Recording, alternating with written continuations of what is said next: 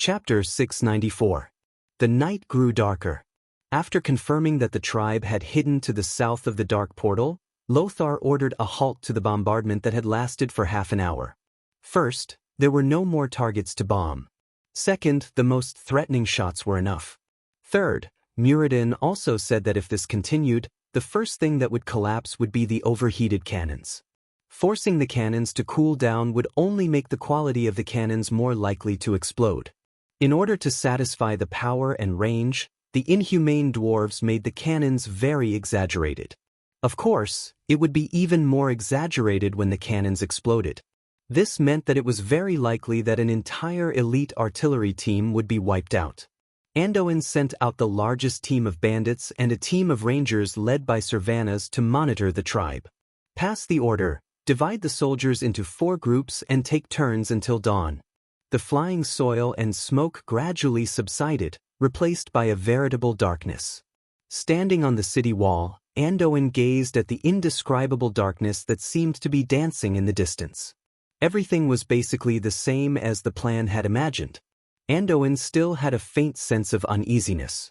He fell into deep thought, thinking about the tribe's next move.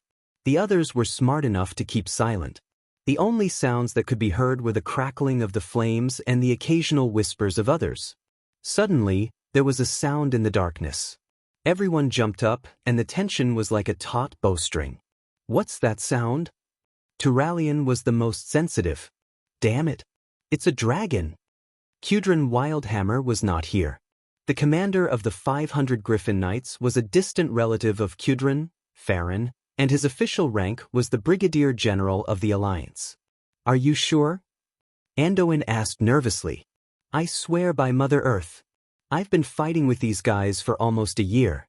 I'd even wake up when I hear the sound of their wings when I'm sleeping. That's right. It's a dragon.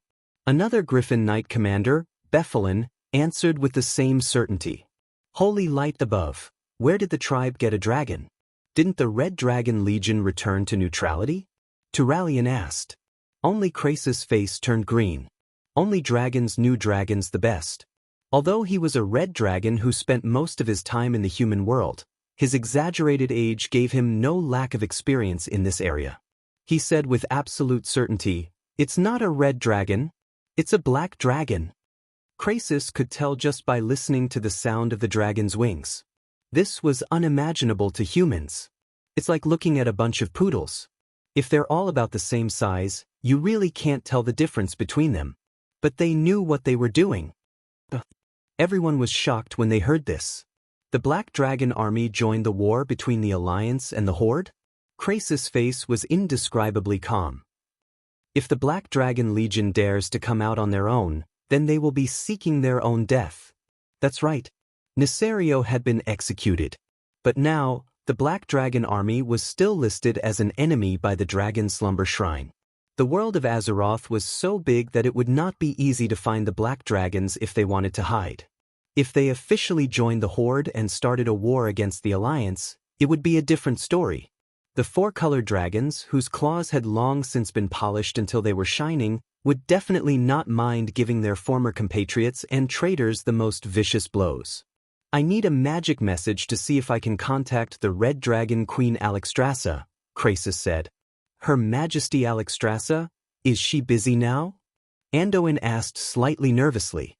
Whether there was the Red Dragon Legion as backup was crucial to the Alliance. Krasus had a slightly strange look on his face. I'm not too sure, but I heard that she is not in the Dragon Slumber Shrine at the moment. The long night finally passed, and the sky was just beginning to brighten. The big shots of the Alliance were all stunned by the scene in front of them. With the door of darkness in the east and west as the dividing line, the north was full of densely packed shell craters. The south was almost intact because a large number of large and small spatial rifts had appeared on the dividing line, and demonic creatures were constantly coming out of them. The total number of demons was not too many, probably around 1,000. From imps to void demons, from hellhounds to demon guards, they basically included all the types of demons in the middle and lower levels of the Burning Legion. The demonic creatures did not seem to have any intention of attacking. They just wandered around the spatial rift. But this was enough to make the stealth of the Alliance bandits meaningless. The senses of demonic creatures and ordinary creatures were completely different things. After several elite bandits were killed by the demonic creatures, MI7 had no choice but to give up the idea of further investigating the situation of the tribe. This was just the beginning. The Alliance soon discovered that the tribe had also begun to dig up the terrifying red soil of the cursed land along the dividing line. They piled up the soil into mountains, looking like they were going to make a long wall and confront the Alliance until the end of time. What the hell are those green skins doing? That night, a sharp wail pierced through the silent Dalajan sky. Antonidas, who was discussing the situation of the tribe and the Alliance with Kale, jumped up. It was the sound of a magic alarm. Antonidas immediately recognized the source of it. Mysterious treasure room. He had clearly been warned by Duque, and he had also strengthened the defenses of the treasure room. He did not expect that it would still be invaded. Kale, eyes widened. The expression on his face at the moment was filled with surprise and shock, just like his mood. The mysterious treasure room was located in the center of Violet Castle. It was protected by the most powerful magic that mages had ever invented. There were many divine artifacts hidden inside, as well as some items that mages could not use but could not risk letting fall into the hands of others, such as magic artifacts. In terms of defense, it was definitely not inferior to Silvermoon City's Sunstrider Royal Treasury. How is this possible? That's muttered in his heart. He stretched out his hand for Antonidas to grasp. Without the authority of the chairman, no one could even think about teleporting in. It should have been like this. The two of them teleported to the mysterious treasure room without a word. The world around them began to blur, and Antonida's comfortable room with its walls lined with books disappeared, replaced by a huge stone chamber. Within the area illuminated by the firelight, a man stood amidst the countless treasures. He had shiny black hair, a strong and tall figure, and a chiseled yet elegant face. Even for Kale, the elf prince who was very picky about his appearance, this human in front of him could be considered very handsome. Chapter 695. He wore finely tailored clothes, and an undamaged, gem-studded longsword hung at his side. His face was slightly twisted with contempt. The man brushed his sleeves as if he wanted to wipe something off. Both he and Antonidas saw through the appearance and saw the essence of the man. They both cried out in unison, "Black Dragon? Nefario?" Antonidas could not be blamed for mistaking him for someone else. He could only blame the man in front of him for being almost identical to the former Lord of Pristos. However, unlike the Lord of Pristos, the man in front of him did not conceal his dragon aura at all. No, this was not concealment. This was showing off and showing off. He was younger and more arrogant. The floor and walls of the treasure room were roughly chiseled from the solid rock strata of the earth, and the ceiling was arched. There were no windows in the room, and only one door. Apart from the empty space near the exit, the rest of the room was filled with partitions, boxes, and bookcases, all of which were filled with various treasures. Amidst the dust and those items, a few people stood. Although they were in human form, Antonida's senses detected the black aura surrounding them. But before they turned around and revealed their shining eyes under their hoods, Antonidas already knew their identities. They were the terrifying existences that once gave the Alliance the most headaches in the Horde. It was unknown whether they should be included in the biological domain, the Death Knights. Now, several Death Knights surrounded the Black Dragon who had transformed into a human man like stars surrounding the moon. This terrible situation made Antonidas, a Breaking Dawn Archmage, panic. This great existence in front of me is the new king of the Black Dragons, Nefarian. Old man, don't mistake him for someone else. Tyren Gorfiend cackled. Nefarian? Compared to his father, Nesario, Nefarian's reputation was definitely much worse. Kale, just frowned deeply. Only Antonidas, who had come into contact with countless confidential information, knew that Nefarian had a completely different way of doing things from his father. Rather than saying that Nefarian was a dragon, it would be better to say that he was an absolute anomaly among the dragons. There were rumors that Nefarian was collecting the corpses of different types of dragons. Compared to the capricious dragon king like Nazario who still solved problems with power, Nefarian's approach was more far-sighted and mysterious. Antonidas did not know what Nefarian's high-profile appearance in the Dalajan's top-secret treasure vault meant, but the uneasiness in his heart reached its peak when Nefarian gently lifted the item in his hand. The light reflected off its facets and illuminated the entire room. Antonidas obviously knew what kind of treasure could make the Death Knights and even the Black Dragon King ignore the other treasures. Unfortunately, even though he knew that the other party was here for that thing, Antonidas still held on to the last sliver of hope. Until this moment, the Eye of the Dalajan? Antonidas shouted with all his might. With boundless anger and the self-confidence of being on the home ground of the Dalajan, Antonidas fought with all his might. In an instant, he raised one hand and cast a mysterious charm. With the other hand, he summoned the other members of the Kirin Tor. The Kirin Tor chairman never fought alone. Kale, that's put one hand on his right shoulder. Almost instantly, he connected his arcane circuit with Antonidas' magic circuit for a short period of time, using his own magic to support the chairman. Another member of the Kirin Tor teleported to his side. It was an elf woman with long black hair. A long, pale hand rested on Antonidas' left shoulder, while the other hand, holding the staff, pointed at the fearsome invaders. Antonidas' hair and beard moved without any wind, like a hedgehog with its spikes erected. His hair and clothes were all stretched out by the surging magic in his body. Endless ice hell. It was too fast. It was so fast that it didn't seem like ice magic. It was more like some kind of flame that could arrive in an instant. In less than a tenth of a blink of an eye, the entire treasure room was frozen with Antonidas at the center. A Death Knight tried to use dark magic to block this attack, but the wave of extreme cold directly hit the Death Knight's torso and slammed him into the wall in the distance. His chest was shattered because of the impact, but in the next moment, the pieces of armor that burst out of his chest, along with his entire body, were completely frozen under a thick layer of ice. However, the smartest Death Knights, such as Tyron Gorfiend, chose to hide behind Nefarian. In just 1/100th of a second, even the famous Nefarian would be trapped in this underground treasure room that could gather the magic of more than 300 mage towers in the Dalajan. It didn't matter if it was the Black Dragon King or a dragon aspect. With this earth-shattering magic, Antonidas dared to fight it. At this moment, Nefarian's lips curled into a smile, causing the Breaking Dawn mage's heart to skip a beat.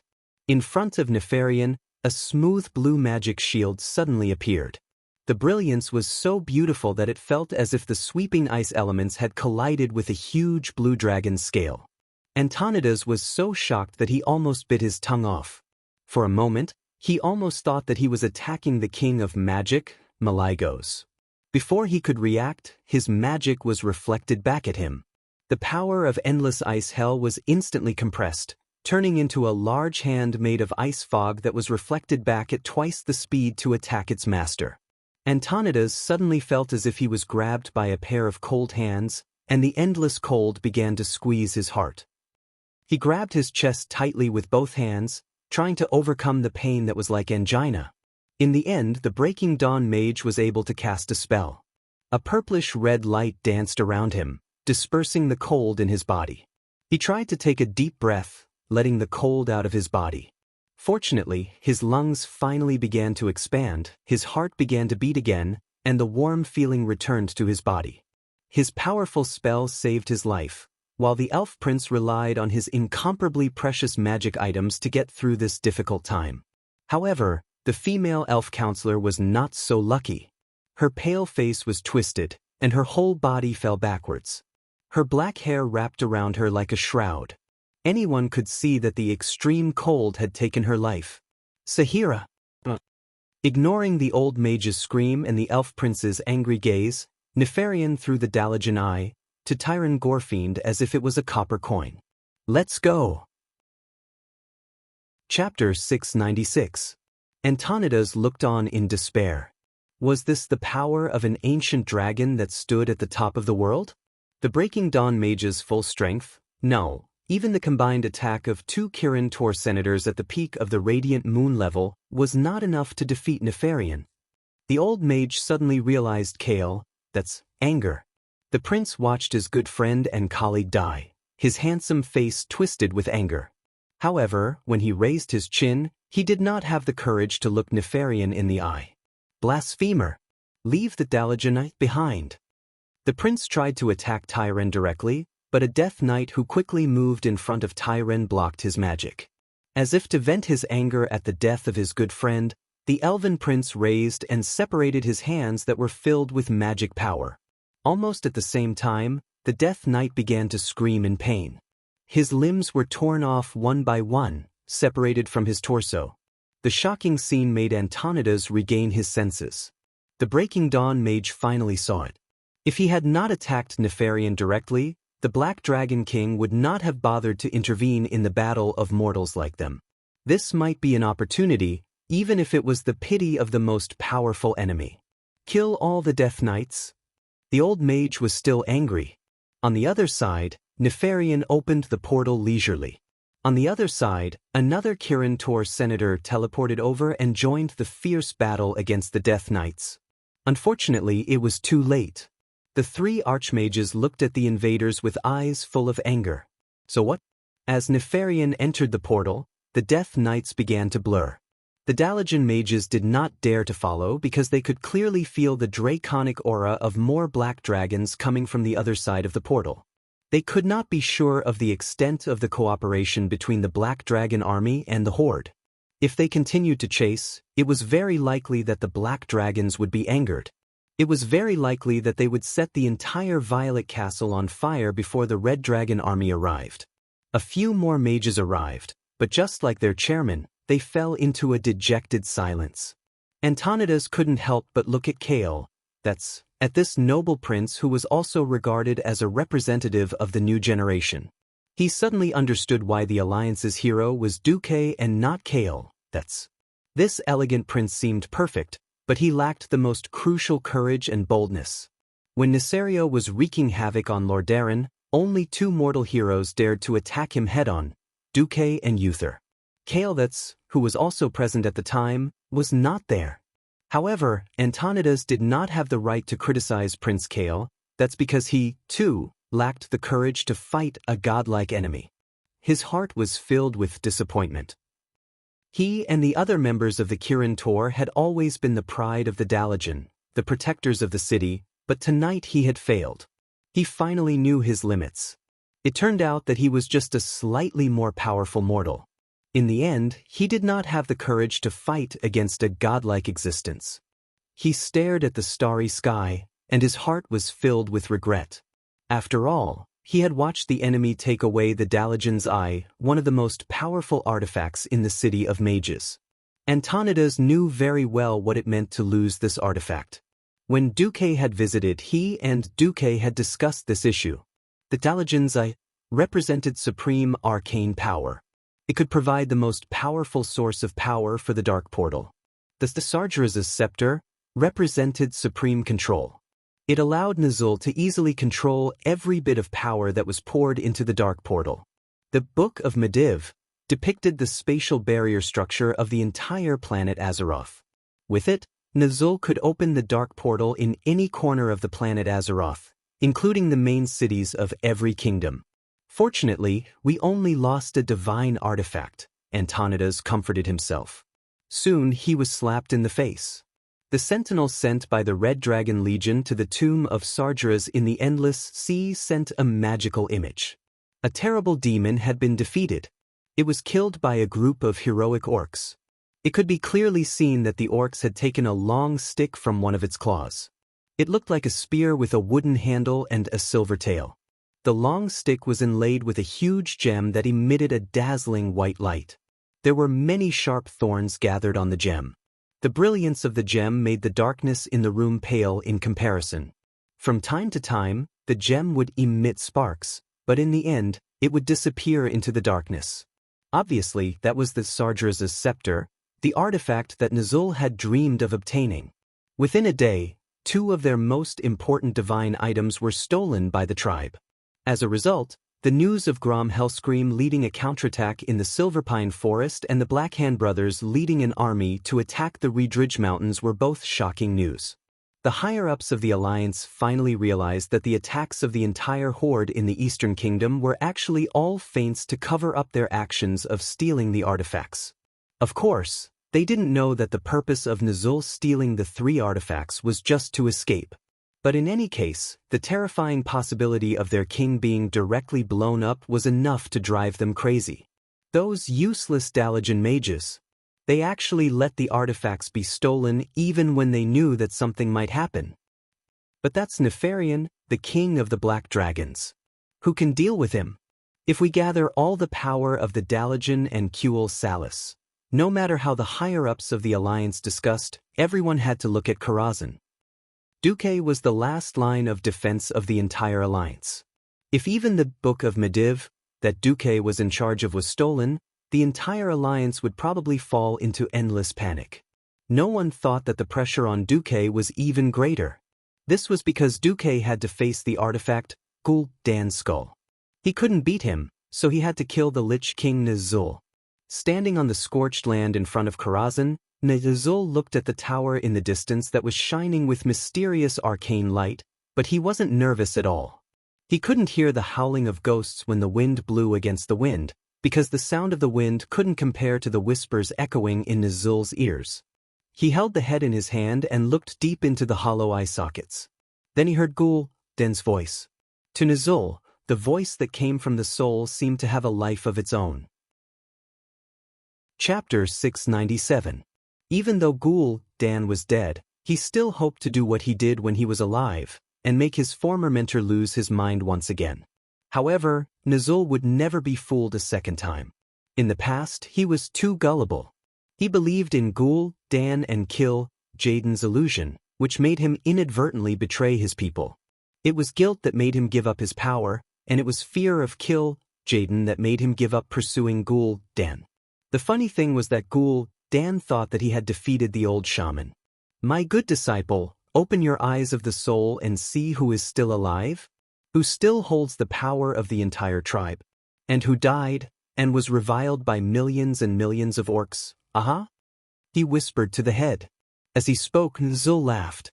Nuzul had never been a weakling, whether it was the former #1 orc shaman or a warlock who had lost his shaman powers. However, even with the skull of Gul'dan that had absorbed part of Sardra's power, Nuzul still did not dare to attack Karazhan head-on. Relying on Gul'dan's memories, he knew very well how terrifying the magical defenses of Karazhan were. Although he did not know to what extent the weak Duke Marcus could use Karazhan's defensive system, Nuzul's cautious personality made him not dare to take risks. Fortunately, he did not need to take risks.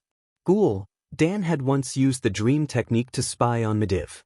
It was a tragic and failed attempt, but Gul'dan was not completely empty-handed.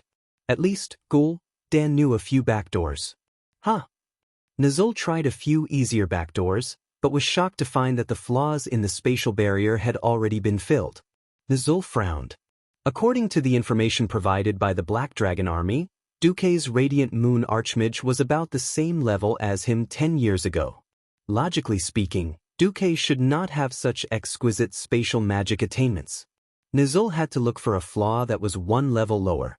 If it was anywhere else, it would not be easy to find. Don't forget, Karazhan itself was the most active area in the entire Azeroth space. Every day, there would be hundreds of large and small spatial cracks in different areas of the Mage Tower. Some were so small that they could not pass through at all, and some were death traps that could crush any creature. It took Nuzul a full hour to find a crack that he could safely pass through. Found it. With a gentle wave of his hand, a dazzling spatial passage appeared in front of him. He waved his hand gently, and a dazzling spatial passage appeared in front of him. That's right, when Gul'dan established the Storm Predator clan and the Shadow Council, many of the backbones came from Nuzul's Shadowmoon clan. At that time, Nuzul had lost power. Many shamans turned into warlocks and sought refuge with Gul'dan, but there were still many warlocks who chose to support Nuzul. After Orgrim took advantage of Gul'dan while Gul'dan was unconscious to clear, The shadow of the shadow moon orgs under Gudan. Fussel. The four powerful warlocks continued to reinforce the spatial passage, while two warlocks summoned several fiend guards with the height of 2 people and blue skin to take the lead and rush over. Feeling the intense elemental fluctuations coming from the other side of the passage, Nithazul did not care. He gently blessed himself with a huge magic shield and strode in with his head held high. Evil must be destroyed. It was a deep female voice. When his vision returned to normal, the first thing Nizul saw was a huge stone female giant. She was casting golden holy flames, and almost instantly killing the demon guards that rushed forward. His 2 high-grade warlocks could not hold on any longer. Nizul was a little embarrassed. In his imagination, Duque was at the same level as his 2 subordinates. Who would have thought that he would be restrained by the otherworldly creature that guarded the other side? Nizul gently raised the skull of Gul in his left hand. He used the unparalleled evil magic in the skull to cast a summon.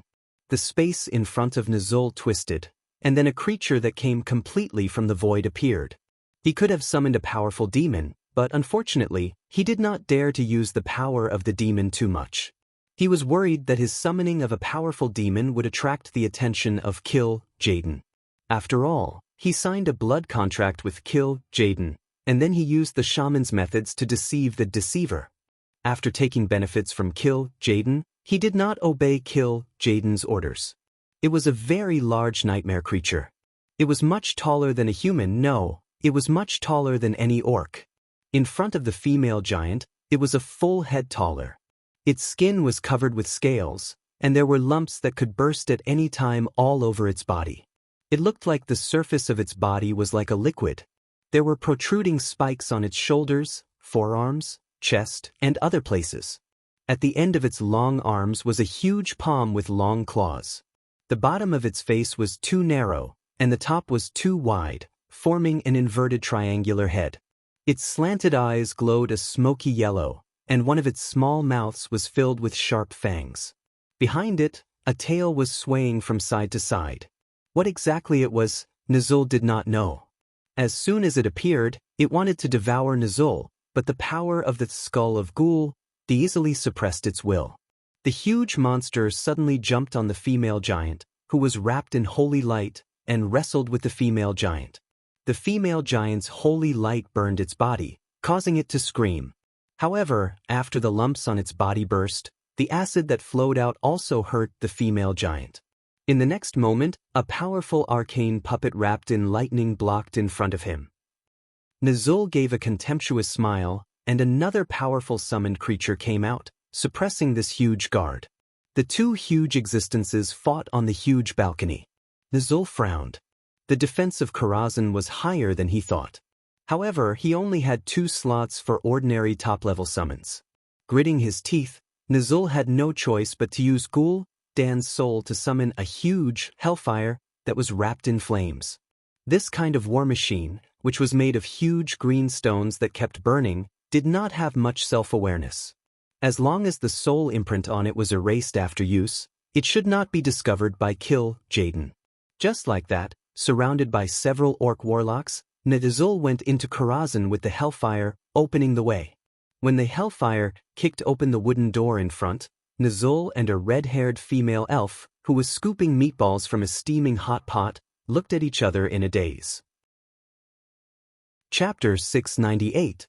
Did Dooku not do anything when the sun and the moon were fighting so fiercely outside? Impossible.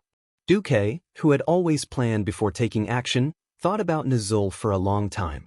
He gave up the idea of gathering all 3 artifacts. After all, he couldn't get Sargeras' scepter. What if he courted death by trying? Perhaps a few tenths of Sargeras' remaining divine will could kill him with that tiny body of his. He couldn't get the Dalajans either. That thing was the national treasure of the Dalajan. Even if he notified it, he would have done his best. The only thing he had a chance to save was the Mediva's book. Duque didn't want to go to Draenor to play. He wasn't afraid that he would go to Draenor after beating up Kill Jaden's adjutant and his army commander. After all, Kill Jaden should have been delayed by something in the original history. Duque was afraid of the earth-shattering explosion that blew Draenor apart. In the original timeline, Turalyon and Aurelia were killed, and Khadgar was blown to wander in the void for who knows how many years before he survived. Big brother, don't play. Withstanding a nuclear explosion with the body of a mortal, how could it be possible for a human to do that? Even without the explosion, Duque wasn't optimistic about the expedition to the Outland. The alliance was full of internal conflicts, and it would be difficult to defeat a fleeing Nazul with just a few 100,000 expeditionary troops. To conquer Draenor, which was not much smaller than planet Azeroth. Did they want to kill the Beastmen with just these few people? How was that possible? After going around in a big circle in his mind, the simplest way was to protect the Medivh's book, block the watchtower, and then slowly fortify the entire blasted land. As long as they could do it, after a few decades, the tribe would be finished in Draenor. Since he had made up his mind, it was easy. The biggest difference from the original history was that something as important as the Book of Medivh wasn't placed in Stormwind City's library to be managed. Doing that would be stupid. What was the difference between that and an unprotected child taking a huge sum of money and running around a bandit's den? The Book of Medivh was in Karazhan, and Duque carried it with him. That was not enough. Therefore, Duque invited a great god. Here came the problem. What kind of price did one have to pay to seduce a god who could punch the Demon King and kick the Black Dragon army? In the past, Duque had been very vexed. However, ever since a certain dragon queen awakened a certain gluttonous talent because of the ice cream, things became much simpler. This was the scene that Nazul was presented with. What the hell? Queen Alexstrasza didn't care about the soup splashing on her impressive breasts. She breathed out hot air as she sent one meatball after another into her mouth.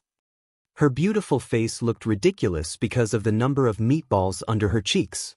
However, the dragon's might that she unintentionally exuded naturally frightened Nazul. Almost subconsciously, it made the hellfire, that did not have much wisdom, stop moving. It looked like she was the one who scared hellfire so much that it didn't dare to move. Ah, guru. Demons? The queen reluctantly put down her spoon and stood up a little awkwardly. Aluogurula, you asked for it. On the other side, Duque, who was walking over with a plate of delicious food, was speechless. He held his forehead and said, "Please. Can't you eat it before you talk? The giant dragon army has lost all face because of you." The queen seemed to realize that she had lost her composure. She took a deep breath, and then with a gulp, she swallowed the more than 10 meatballs in her mouth in one gulp. Duke's face fell as he watched the egg-sized meatballs protruding out of the queen's thin neck and into her bottomless stomach before disappearing without a trace. No, it should have collapsed a long time ago. In order to tempt this glutton, after receiving the news that Nazul might attack, he and the Windrunner sisters had been busy for a few hours as a chef and a waitress.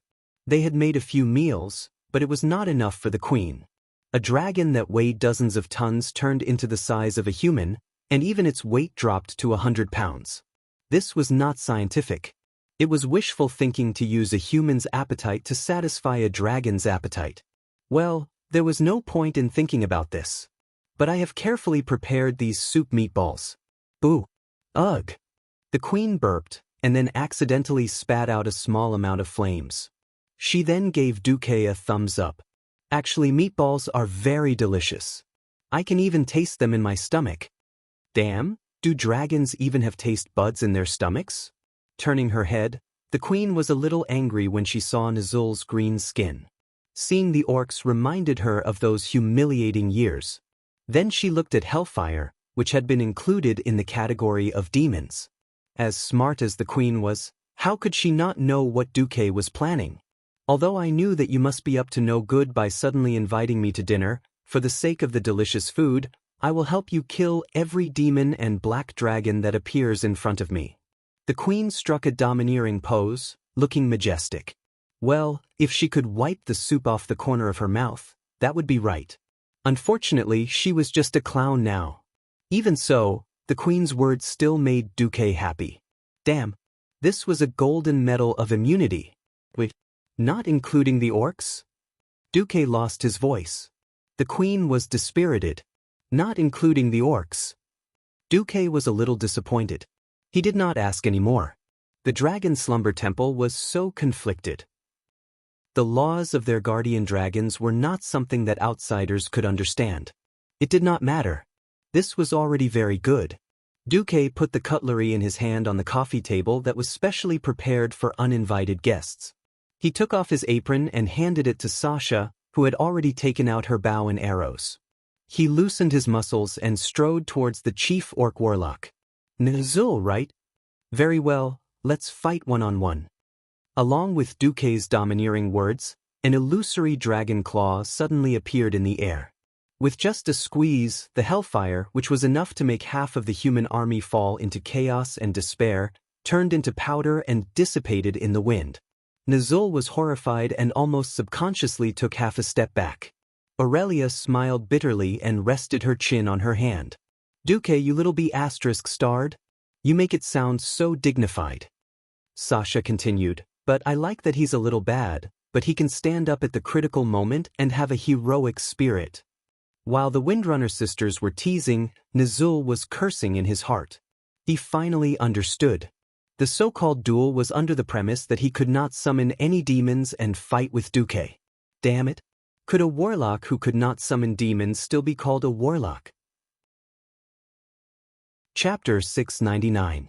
Well, a duel between two people. One-on-one. It sounded fair, didn't it? In fact, it was bullsh**t. Although warlocks had the talents of demon, destruction, and pain, not allowing a warlock to have a demon pet was like letting a karate player cut off a pair of palms to play senpai. Nizul's strength was at least halved. Since ancient times, warlocks had relied on hellhounds to disgust the mage to death. Hellhounds could not only provide warlocks with magic resistance, but they could also interrupt the mage's casting from time to time. Well, the hellhound that was just summoned was directly wiped out by Alexstrasza. Then, she found a void demon and tried to make the void demon give herself a magic shield. The moment the demon came out, it was also wiped out by the queen. Nizul cried when he pulled the fight to such an extent. Damn, this was a fair duel? This was the so-called one-on-one? Nizul was so angry that his nose was crooked. Nizul also saw Duque's viciousness. What made him even more bitter was that his plan to crush Karazhan had gone down the drain. After seeing Nefarian, how could he not know that this skinny elf woman in front of him was most likely the dragon aspect, Alexstrasza? Even if she did not attack him, he would not be able to please himself. This Lich King had never been a courageous person. Grom Hellhound's roar was, "Don't be a coward, just do it." Well, Nizul, more than cowardly? More than cowardly? Even the sun shrunk for you to see. Other villains would at least say some harsh words and then make a magnificent, strategic retreat. Well, Nizul actually did not say a word. He raised his chin, and a few of his bitter warlock brothers immediately rushed forward, swearing to die. He turned around and left without looking back, as if he had torn down your door and left without saying a word of apology. Hey, you come as you please, you leave as you please. If you rob the bride and tear down the door, at least leave a red packet. If you don't leave your life and artifact behind, don't you feel embarrassed? Duque sneered and used a large ice shield to withstand the warlock's annihilation spells, then raised his hands and made a closing gesture. It was as if a pair of invisible giant palms had appeared in the void and forcibly closed the portal that Nizul had created. Creak, a teeth-aching sound stimulated everyone's eardrums. Nizul's beard curled up in anger. He turned around abruptly, and the white skull paint on his face began to fall as his facial muscles trembled in anger. Duke Marcus, he yelled in the common tongue, Duke Marcus? It's true that the dragon is a powerhouse, but she's not a qualified bodyguard. Don't think that I can't kill you under her protection. Duque crooked his finger and smirked. Come, I'm not afraid of you. His hand gesture was also a signal. Almost as soon as he moved his finger, the Windrunner sisters behind him made their move. Since Nizul did not care about the rules of the pugilistic world of one-on-one fights, then in a group fight, who knew who would be afraid of who? Aurelia's violent wind and thunder arrow easily hit a high-grade warlock who had lost his shield. Without the shield that the void demon had exchanged for the sacrifice, The only thing that could resist the attack was their own equipment and mortal body. They were not like Nizul, who had seemingly strange but incomparably luxurious epic equipment. Warlocks who relied too much on their shields were no different from lambs waiting to be slaughtered after losing their shields that could protect them from physical attacks. The wind and thunder arrow directly exploded the head of a warlock, and even the broken part of the cervical vertebra was charred black. On the other side, Sasha's wind arrow was not as domineering as her sister's wind and thunder arrow, but when it came to killing people, its efficiency was not bad. Next to her, the heroic spirit sorcerer Khadgar had just rushed out and stabbed a warlock in the back like a thief. He suddenly found that the rest of Nizul's subordinates had been killed by the Windrunner sisters. As a result, the heroic spirit warriors that rushed out from behind either ran to help the Saintess of Chastity and the Curator, or simply became spectators and retreated to a distance to cheer. If Nizul's face was not covered with a thick layer of white powder, his face would have been very black. Nizul was very afraid of death, but he found that when he had nowhere to retreat, he was the kind of person who would burst out with unlimited potential. Perhaps this was the human desire to live. Above his head, a huge fire cloud the size of a small villa was rolling, as if it was gathering a storm. However, this firestorm did not look like a simple gathering of elements, nor did it look like a dead object. The destructive fire elements circled around it rhythmically, like a strong beating heart in a human chest. The fire cloud absorbed the energy from the void elemental realm, and every beat was like the deep breath of a giant dragon, mixed with wind, thunder, and fire. Nizul's magic staff in his right hand guided the fire cloud, and the skull of Gulstin in his left hand continued to pour even more mana into the fire cloud. Even if this fire cloud was not a dragon breath, it was still similar to the dragon breath of a dragon aspect. Oh! Seemingly aware of her rudeness, Alexstrasza finally used a handkerchief to wipe the soup off her mouth, and immediately set her eyes on Nizul. A Breaking Dawn mystic already had the ability to hurt a dragon aspect, and with the help of a divine artifact, this was enough to pose a threat to a dragon aspect. The queen could not help but narrow her eyes. Duque, it's fine if you want to act cool, but don't go overboard. Because the entrance to Karazhan had been changed, the battlefield was now on the huge balcony where the knight's nightmare had been near the broken staircase. At this moment, the sky above the balcony seemed to be divided into two distinct sides. On one side, there was a red curtain of destructive flames that lit up the atmosphere. When the fire cloud rolled and rolled, the high-temperature flames seemed to be able to burn through the sky of Karazhan, and even the illusory space behind them had to be ignited. The other side was illusory and blurred. Half the sky was flashing with purplish-blue arcane light, and delicate mage hands were turning from illusory to real. This process was neither fast nor slow, and people could easily see that these hands were not only holding magic staffs that everyone had seen before, but also some that they had not seen before. Does Duque have so many magic staffs? Sasha was a little confused. I don't know. I only recognize the Grand Marshal's battle staff and the Jordan's staff. Aurelia was also confused. Today, Duque was holding the Tidahak Step of Time, with 4 sharp horns. It was completely black, and the body of the staff emitted a blue and white light. And floating around him were all the magic staffs that he had sealed in the corner of his memory. Nizul, Duque said softly, and then said, "This move is a special gift for you. The name of the move is very suitable for you, and that is Unlimited Staff." Chapter 700. What was a retard? Nizul was a classic example of a retard. Kill, Jaden threw out a blood contract, and he foolishly went to sign it. If he was cheated by a swindler, it could be said that he was momentarily blinded by greed. Perhaps he could win a few tears as a victim, but what about after he gained power? He actually did not want it and hid. He did not go to clean himself up and become a tribal hero like Grom, nor did he have enough ambition like Dan to go all the way to the end. Dan knelt down and came out of the mountains out of fear of death. For a guy with such a weak will, it was no wonder that he lost to Arthas in the original history. Even with the fusion of the will, it was still the idiot's will that dominated. Calling Nizul a retard was letting him off easy. So to a certain extent, The unlimited staff represented Duque's disdain for him. On the other hand, it implied the importance Duque attached to Nizul.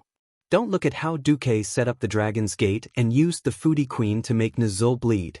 Unfortunately, the Queen could only help to this extent. The strength of a dragon aspect was inseparable from the iron law that it had to abide by. This was also the instinct that the Titans of creation had imprinted in the deepest part of their souls when they created them. In the end, Duque still had to rely on his own radiant moon strength to fight against the Breaking Dawn warlock Nizul, who had a divine weapon. Wasn't it very difficult? If it was anywhere else outside of Karazhan, even if Duque could resurrect and run back to his corpse, he would not be able to defeat Nizul even if he died 10,000 times. Nizul, who held the skull of Gul'dan, was like a nuclear power plant with sufficient fuel that could generate almost unlimited power. How could Duque, a radiant moon wizard who used a boiler to generate power, fight against Nizul? Fortunately, this was Karazhan. Duque, who had successfully controlled Karazhan, was fighting against Nizul with the power of the entire wizard tower. In this case, there was a new possibility. That was to forcibly exchange an exaggerated amount of quality for an opponent's. Before that, there was a prerequisite, and that was to not let Nizul's pain magic extinguish first. Although curses dealt continuous damage, for someone as small as Duque, a single hit was equivalent to an instant kill. As expected, Nizul was not a good person. The moment before the fire cloud was launched, Nizul's left index finger flicked stealthily. Without a sound, without a trace, a pile of curses quietly flew towards Duque. If not for the system notification, Duque might really have fallen for it. The next moment, the Windrunner sisters had already retreated 100 meters away and were hiding by the door. After Duque's transformation, Karazhan was like a world for every district. Other than the simple visual and weather that were common, each district was actually in a different space. As for Duque, he had already created more than 100 copies of Duque. True mirror image, infinitely small version. The Duke, standing on the spot, looked like he was suffering from dozens of incurable diseases. After letting out a blood-curdling scream, he clutched his chest and fell to the ground in pain. He twitched a few times and died. If there were not more than 100 Duque watching, the Windrunner sisters hiding by the door would have been scared half to death. F***CK. He's dead? Was it poison? Was it poison in H**T? No matter how stupid Duque number 233 is, he wouldn't eat SH*T, right? No need to ask, it must be Nizul. Despicable and shameless. Nizul was stunned. He almost thought that he had fallen for an illusion. He was not a country bumpkin who had never seen illusion spells, nor had he never seen the Sword Saint's mirror image spell. However, to his knowledge, even though the mirror image spell was extremely lifelike, it was still a few images that were exactly the same as the real person. They had no physical body and would not leave footprints on the ground. They could only deceive enemies who were slow and had poor dynamic vision. When had he ever seen such a lifelike mirror image that looked exactly like a real person? No, this was no longer a mirror image. This was simply a clone. It was like a clone with an independent personality. Not to mention Nizul, even Khadgar, who had lived for more than 10 years, Windsor, who had lived for more than 1,000 years, Aurelia, who had lived for more than 3,000 years, and Alexstrasza, who had lived for more than 20,000 years, were stunned when they saw this scene. That's right. These were not simple clones. These were the scolding clones that Duque had recorded a lot of dialogue and actions in the system. Duke's doppelgangers scattered in all directions.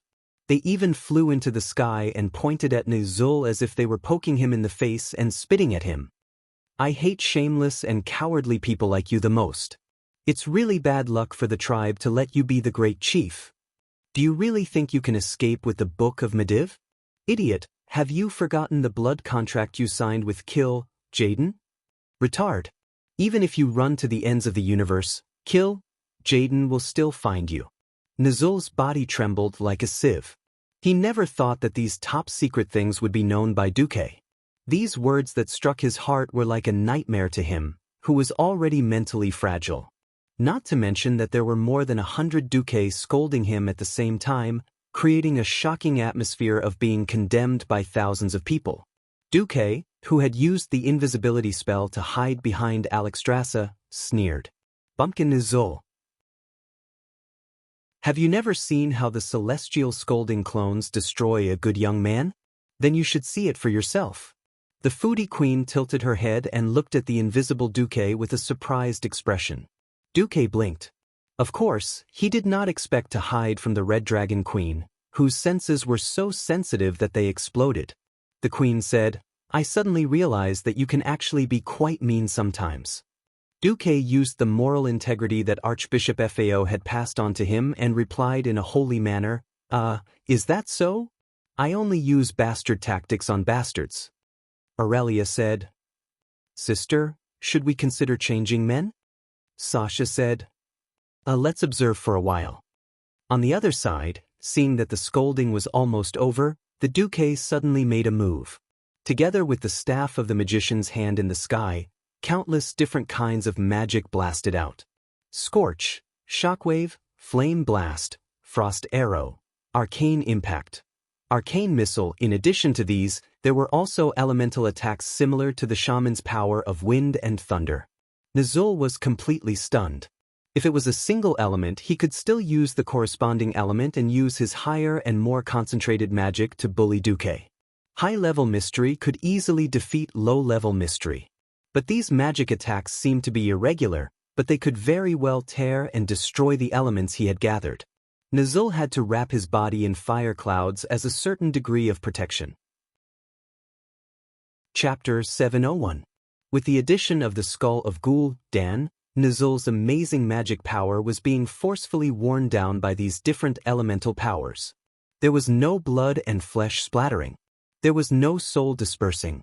This method of using pure skill and extraordinary control to make up for the lack of magic power level was different even in the eyes of a super being like Alexstrasza, who had lived for more than 20,000 years. The higher the level of power, the easier it was to defeat everything. This method of fighting the strong with the weak and striving for victory was more thrilling than any battle of the same level. Nizul had the quality, and Duque had the quantity with the support of the wizard tower. They were like millstones that consumed each other. Especially when the breaking dawn dark power on the surface of Nizul's fire cloud was worn down, revealing the purer and darker divine power of the skull of Gul Dan, Duque's magic power consumption immediately skyrocketed. Only Duque could think of and dare to do a radiant moon against a divine. Even Alexstrasza was tongue-tied. In order not to expose the invisible Duque behind her, she could only sigh. Duque, how dare you? Duque flattered the dragon. Don't I still have you? I won't do anything. What if this beastman scum attacks you first? At this point, if the Red Dragon Queen still did not know what Duque was up to, then she was a queen for nothing. Alright, if she was in the middle of a fierce battle and met a troublesome teammate who lured the monster over, then this was a grudge. If he asked before drawing the monster, then that was respect. Yes, the Red Dragon Army, who abided by the Iron Law, was strictly forbidden from attacking ordinary intelligent beings, but the Iron Law did not say that one could not fight back when attacked by ordinary intelligent beings. The Queen was still thinking about why Duque had been so humble and eager to learn, asking her for the laws of the Dragon Slumber Temple. Of course, the Queen did not mind. It was something that had been publicized in the Dragon Slumber Temple for a long time anyway. Now that she thought about it, it seemed that Duque had been studying the loopholes in the law. Alexstrasza was also speechless. Hey, are you trying to take advantage of me? This meal of yours is really expensive. No. You don't have the heart to let me, a top chef who's so kind, so righteous, and so passionate about the world of Azeroth, perish just like that, right? Duque acted shamelessly. It was obvious that she was threatening him with a long-term meal ticket. Oh no, it was seduction. The Windrunner sisters were also snickering. This was the different way of doing things brought about by different perspectives. The dragon race abided by the rules. They looked at the iron rules all day and thought about what they could not do.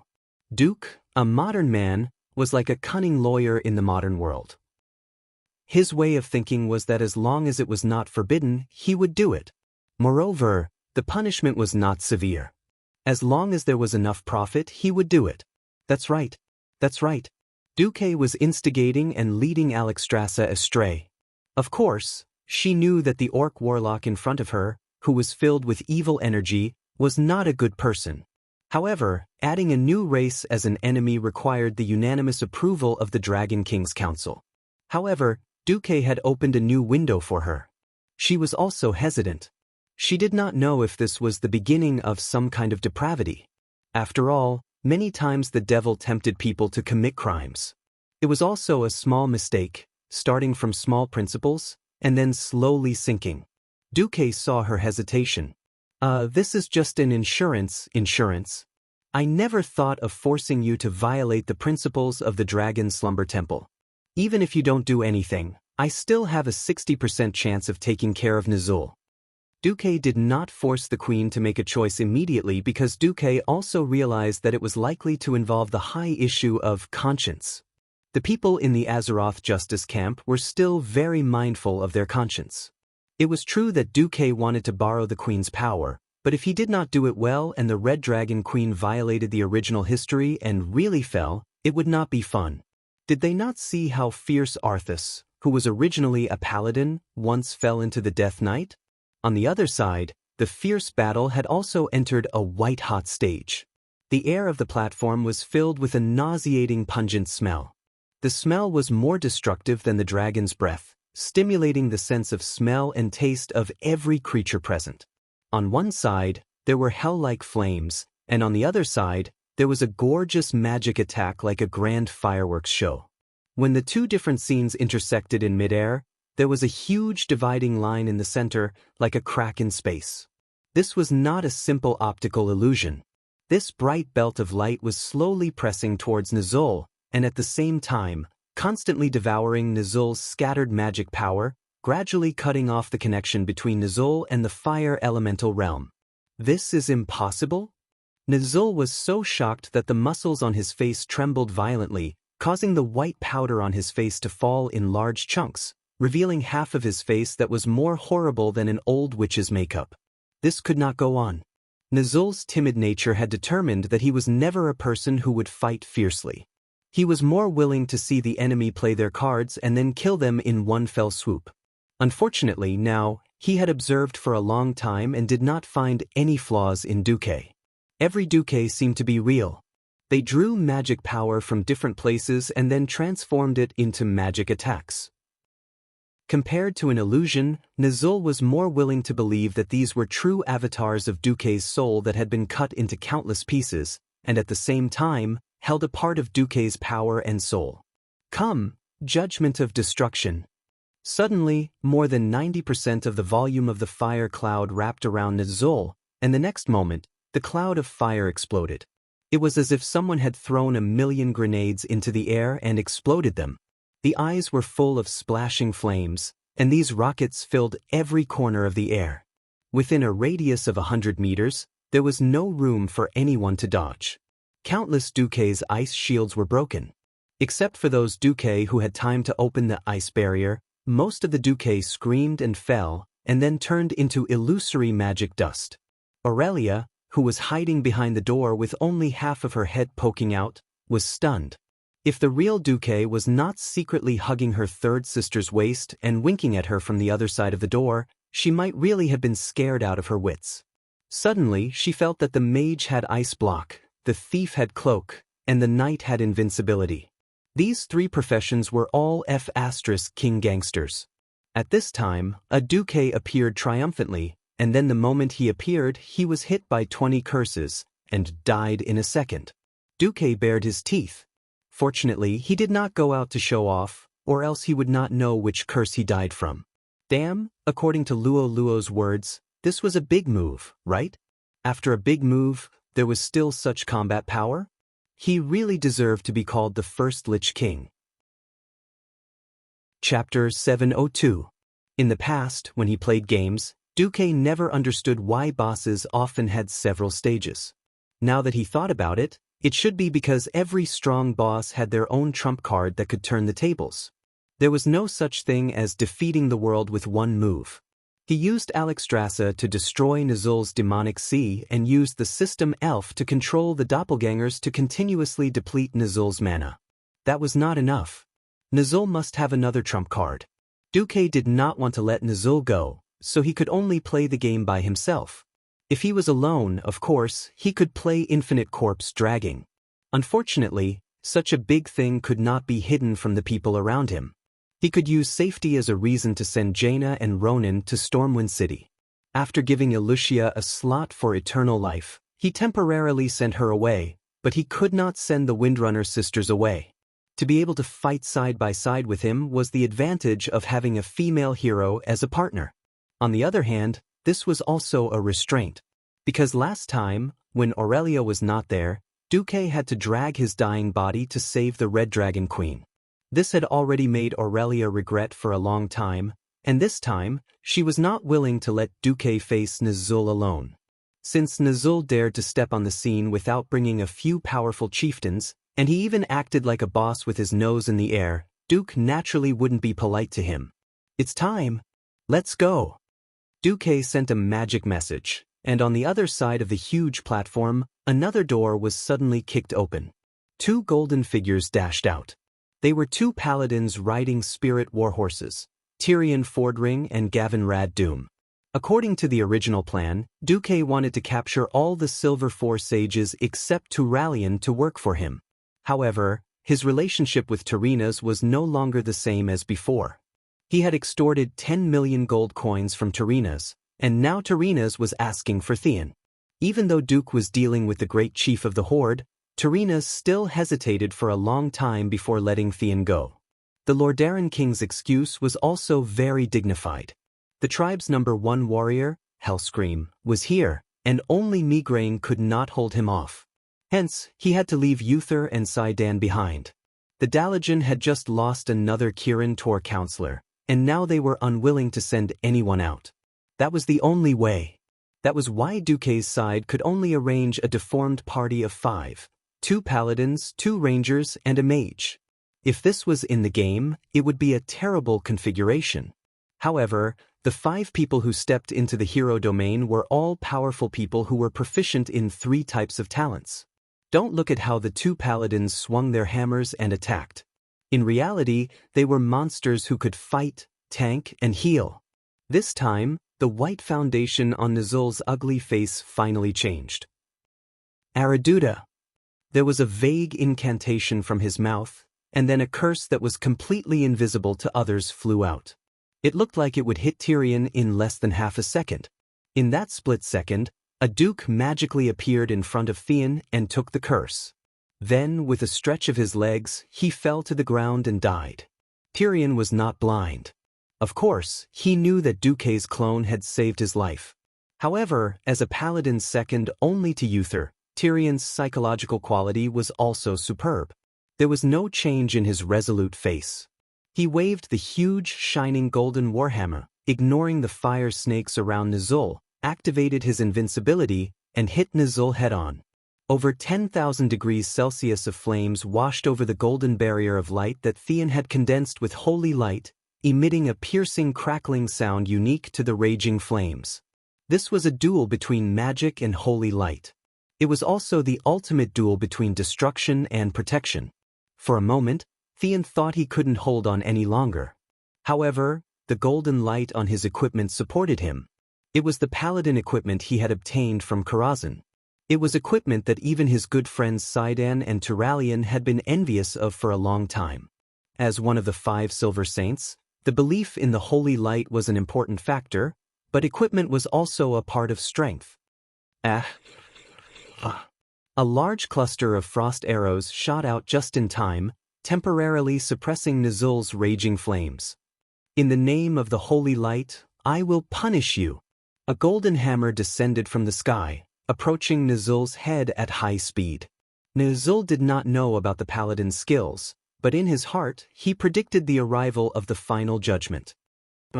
Unable to hold back anymore, Nuzul hardened his heart and activated the ivory eagle necklace around his neck.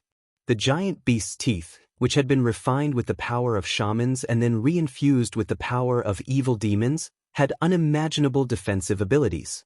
In a single breath, a total of 7 mysterious barriers appeared. At this moment, the storm of arrows from the Windrunner sisters arrived. Swoosh, swoosh, swoosh, swoosh. 3 sets of 21 arrows in a row, forcing Nizul to quickly adjust the structure of the shield. From protection against blunt weapons to arrow protection and elemental protection. Gavin Rad's heavy hammer also arrived. Damn it. As the saying goes, 2 fists are no match for 4 hands. It was unreasonable to have more people fighting against fewer people. If any one of them came alone, Nizul, who was once a shaman and was proficient in all types of magic and close combat, had 100 ways to kill any one of them. But with several different types of strong enemies attacking together, Nizul was a bit distracted. It was like a bubble popping, and then at least 5 layers of Nizul's shields were broken. This was not the end. A Duque appeared behind Nizul. This avatar, which had condensed a lot of Duque's magic, made a set of attacks that Nizul did not expect. Strictly speaking, it was not even known if this was magic. It was a palm that was very similar to a horse stance punch. The palm pushed out horizontally, and even Theon, who was separated by Nizul, felt the fierce wind. Bigby's impact palm. This strange move, which was completely different from the existing Azeroth spell system, made Nizul very uncomfortable. When he was defending, he made a half-second mistake. In the state of the opponent's group attack, this was undoubtedly quite fatal. Nizul, who had been standing motionless like a towering mountain, staggered forward after being hit. Gavin Rad launched a sneaky attack from the bottom up. Although it still could not break all of Nizul's shields, it made Nizul temporarily lose the ability to cast spells. Not good. Nizul's heart skipped a beat. Chapter 703. It was as if they had practiced it countless times. After the clone was killed by Nizul's curse, the 3 new dukes used Bigby's grappling palm, Bigby's diamond fist, and Bigby's crushing palm on Nizul.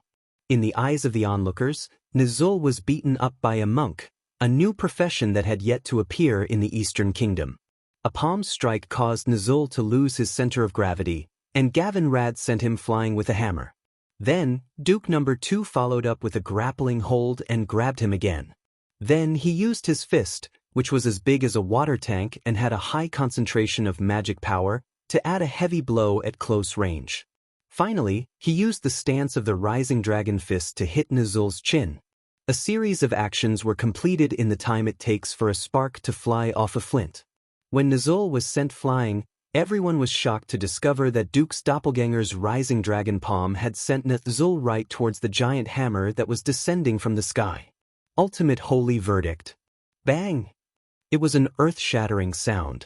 Even through clothes, skin, and muscles, everyone could clearly see that Theon's holy light had completely penetrated Nizul's body, from the top of his head to the soles of his feet. Woo! Nizul did not even scream. He opened his hideous mouth full of fangs, but not a single word came out. It was done. Everyone knew the importance of magic circuits to a spell-type professional. After encountering the Orc Warlock for the first time in the first year of the Dark Portal, the Dalajan mages waited impatiently for a long time before they successfully obtained an Orc Warlock's corpse. After dissecting it, they concluded that Orc Warlocks, like humans and elves, all had magic circuits.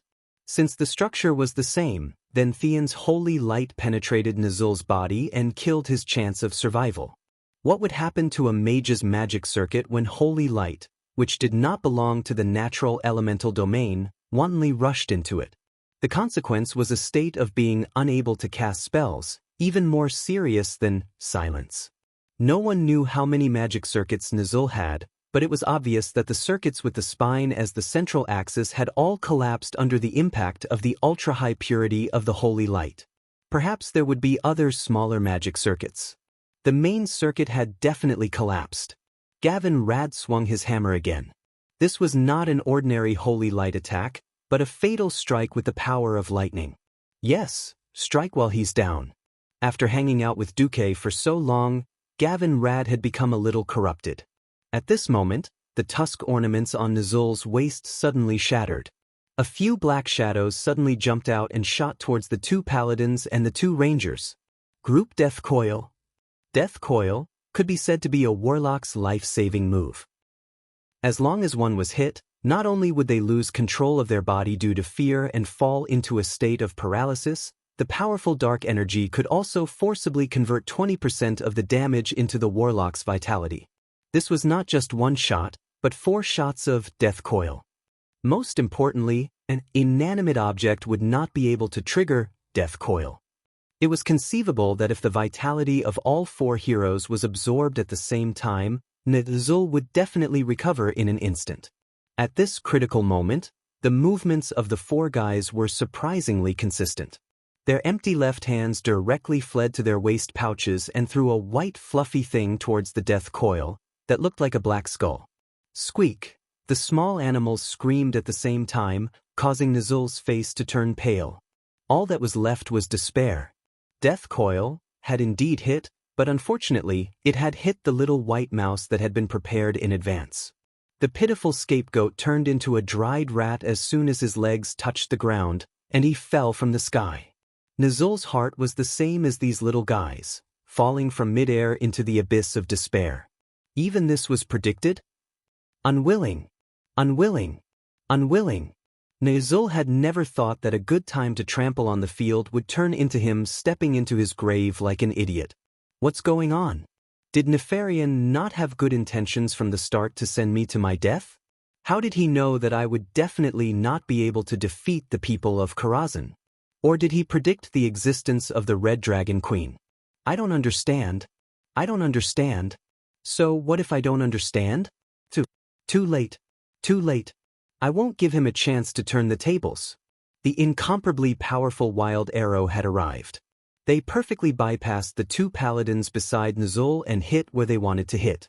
Like a target that had been nailed to a target, Nzul was hit by more than 30 arrows in the blink of an eye. His whole body was nailed to the solid granite ground by a steel arrow that was more than half a meter long. This was not the end. The 2 paladins directly hammered down. Bang! 2 dull hammered down at the same time, making a sound as if it had been a single hit. After a short period of paralysis, Nzul clearly felt that his right shoulder and right lung had completely collapsed. As for the abdomen that was hit by the heavy hammer, there was a hole on the left side of his waist. His intestines were squeezed out of the wound as if they were escaping.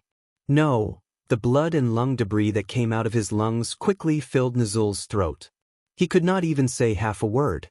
However, a mystic did not necessarily need words to activate magic. In his mind that had not completely collapsed, Nzul said a few words. The dark portal? Save me. An accident that Duque absolutely did not want to see happened. The last sound that came out of Nzul's heart turned into a distant cry. It was not a cry of a human, a cry that was not a living thing. It was a cry at the level of the soul. However, it caused a reaction from the dark portal in the faraway cursed land. Rustle, rustle, rustle. In the cursed land, every orc that was camped along the south side of the dark portal ran out of their tents in horror because they felt the vibration from the dark portal. The chiefs looked at the pillars on both sides of the dark portal in astonishment. The huge statue of the mage holding the sword was actually trembling slightly. On the ground, the red gravel rose and fell like waves. Everything seemed to be foreboding something. All of a sudden, the door of darkness in the cursed land closed, and the tribe that was trapped there lost all the support from Draenor in an instant. The orcs cried out in shock. The one who could not accept this fact was Duque. He opened his red eyes wide and watched as a huge all-like unknown object pierced the sky above the platform. A deep spatial passage that looked like a black hole opened in an instant. The dark portal responded to Nzul's call and was using its incomparably brutal power to try to pull Nzul back from the space of Karazhan. Chapter 704. It was never easy to open a stable portal in a complicated place filled with all kinds of spatial rifts. The door of darkness had done it with its boundless and unparalleled might. Amidst the strange sound of glass breaking, the scene of the void was divided into countless pieces, constantly tumbling. Mortals who could not see the mystery of space were completely confused at this moment. For example, Gavin Rad saw that one of his hands was growing on his thigh. Everyone was shocked except Duque. "Stand down!" Duque's shout made everyone find their backbone again. The invincible effect caused by the holy light could resist the turbulence of space? Stop kidding. Holy Shield could block the damage of the space fragments, so it would not be called Holy Shield, but Cosmic Invincibility. A pair of mages' hands pulled the shoulder armor of the two paladins back. Immediately, the two paladins took advantage of the force, kicked their legs at the same time, and directly dodged the space fragments that were just a few centimeters away. Haha. Nizul coughed up blood while laughing wildly. He was afraid of death, so how could he not have a backup plan? The dark portal was his backup plan. That's right, the dark portal itself was a dead thing, and it did not have its own will. However, when Nizul attached the soul fragments he collected when killing his enemies to the dark portal, even if they were thousands of miles away, he could still control the dark portal to perform the same action as the warlock's summoning ritual. The only thing that Nizul miscalculated was the attack power of Duque and the fact that he could not summon demons. Nizul laughed wildly, but his heart was cold after surviving a disaster. The strong of the alliance was really not something that the tribe could deal with. At this moment, Nizul's body had begun to become illusory. It seemed that in 3 seconds he would be able to complete the teleportation. At this time, the light of Flash suddenly lit up in front of Nizul. Replacing the two paladins who flew back was Duque's figure in a blue and white mage's robe. If Duque looked like a mage now, then Duque was definitely a melee mage. Under the scanning of the system elf, he saw every piece of space fragment that was spinning in the void. Then, like a spear, he suddenly lunged forward in a horse stance, thrusting out the Titahark step of time in his hand. The trident-shaped black spearhead pierced into Nizul's illusory abdomen without any hindrance. Then it opened fire. Originally, the hundreds of arcane missiles that poured out from Duque's magic staff could not hit Nizul. Strictly speaking, Nizul's body had begun to disappear from this dimension. If it were any other mage, they would not be able to do anything about it. Not Antonidas. Not Anastrian. Perhaps the Mediv of the past could do it, but unfortunately, the Mediv had already become the dust of history, at least for the time being. Nizul was unlucky. He had encountered the even more bizarre Duque. Duque did not have the destructive power to destroy the world, nor did he have the supreme magic power of ultra-high purity. But in terms of control and precision, Duque was definitely the best in the world. The dark portal was just a dead object. It would only instinctively follow the instructions of the soul fragment and teleport creatures in the specified space dimension. The basis of teleportation was to set the coordinates of the starting point and destination. If either one was messed up, then it was likely to be teleported to the void or a spatial crack. Duque could not stop the teleportation of such a high-level divine object like the dark portal, but it did not mean that Duque could not do anything about it. What he did was to control Karazhan and slightly change the coordinates of the surrounding space dimension. Yes, if you want to teleport 10086, then I give you 9527, then you will definitely be in a mess. To completely teleport a person away, it seemed to be an instant, but in fact, it had to scan the entire body at least 100 times every second. Otherwise, if there was any error, even if the teleportation was successful, it would be a pile of meat paste. What Duque destroyed was this process. It looked like an arcane missile attack, but in fact, each shot contained a chaotic space coordinate. He was interfering with the judgment of the dark portal. What did you do? Nizul screamed, but he could not stop the dark portal from stopping the teleportation process for his safety. Under the surprised gaze of everyone, the turbulence in space stopped, and Nizul's body quickly solidified from an illusory state. No, no, no. The dark portal, you idiot. Teleport me away. Nizul was still calling out to the dark portal through the soul fragment. However, in a place like Karazhan, where space was unstable, teleportation was not so easy. According to the feedback from the system, it seemed that at the dark portal in Draenor, the warlock that Nizul had left behind was hurriedly performing a second summoning ritual in an attempt to pull Nizul back. However, under the control of Duque, Nizul could only be like a fish out of water, struggling futilely on the cold floor.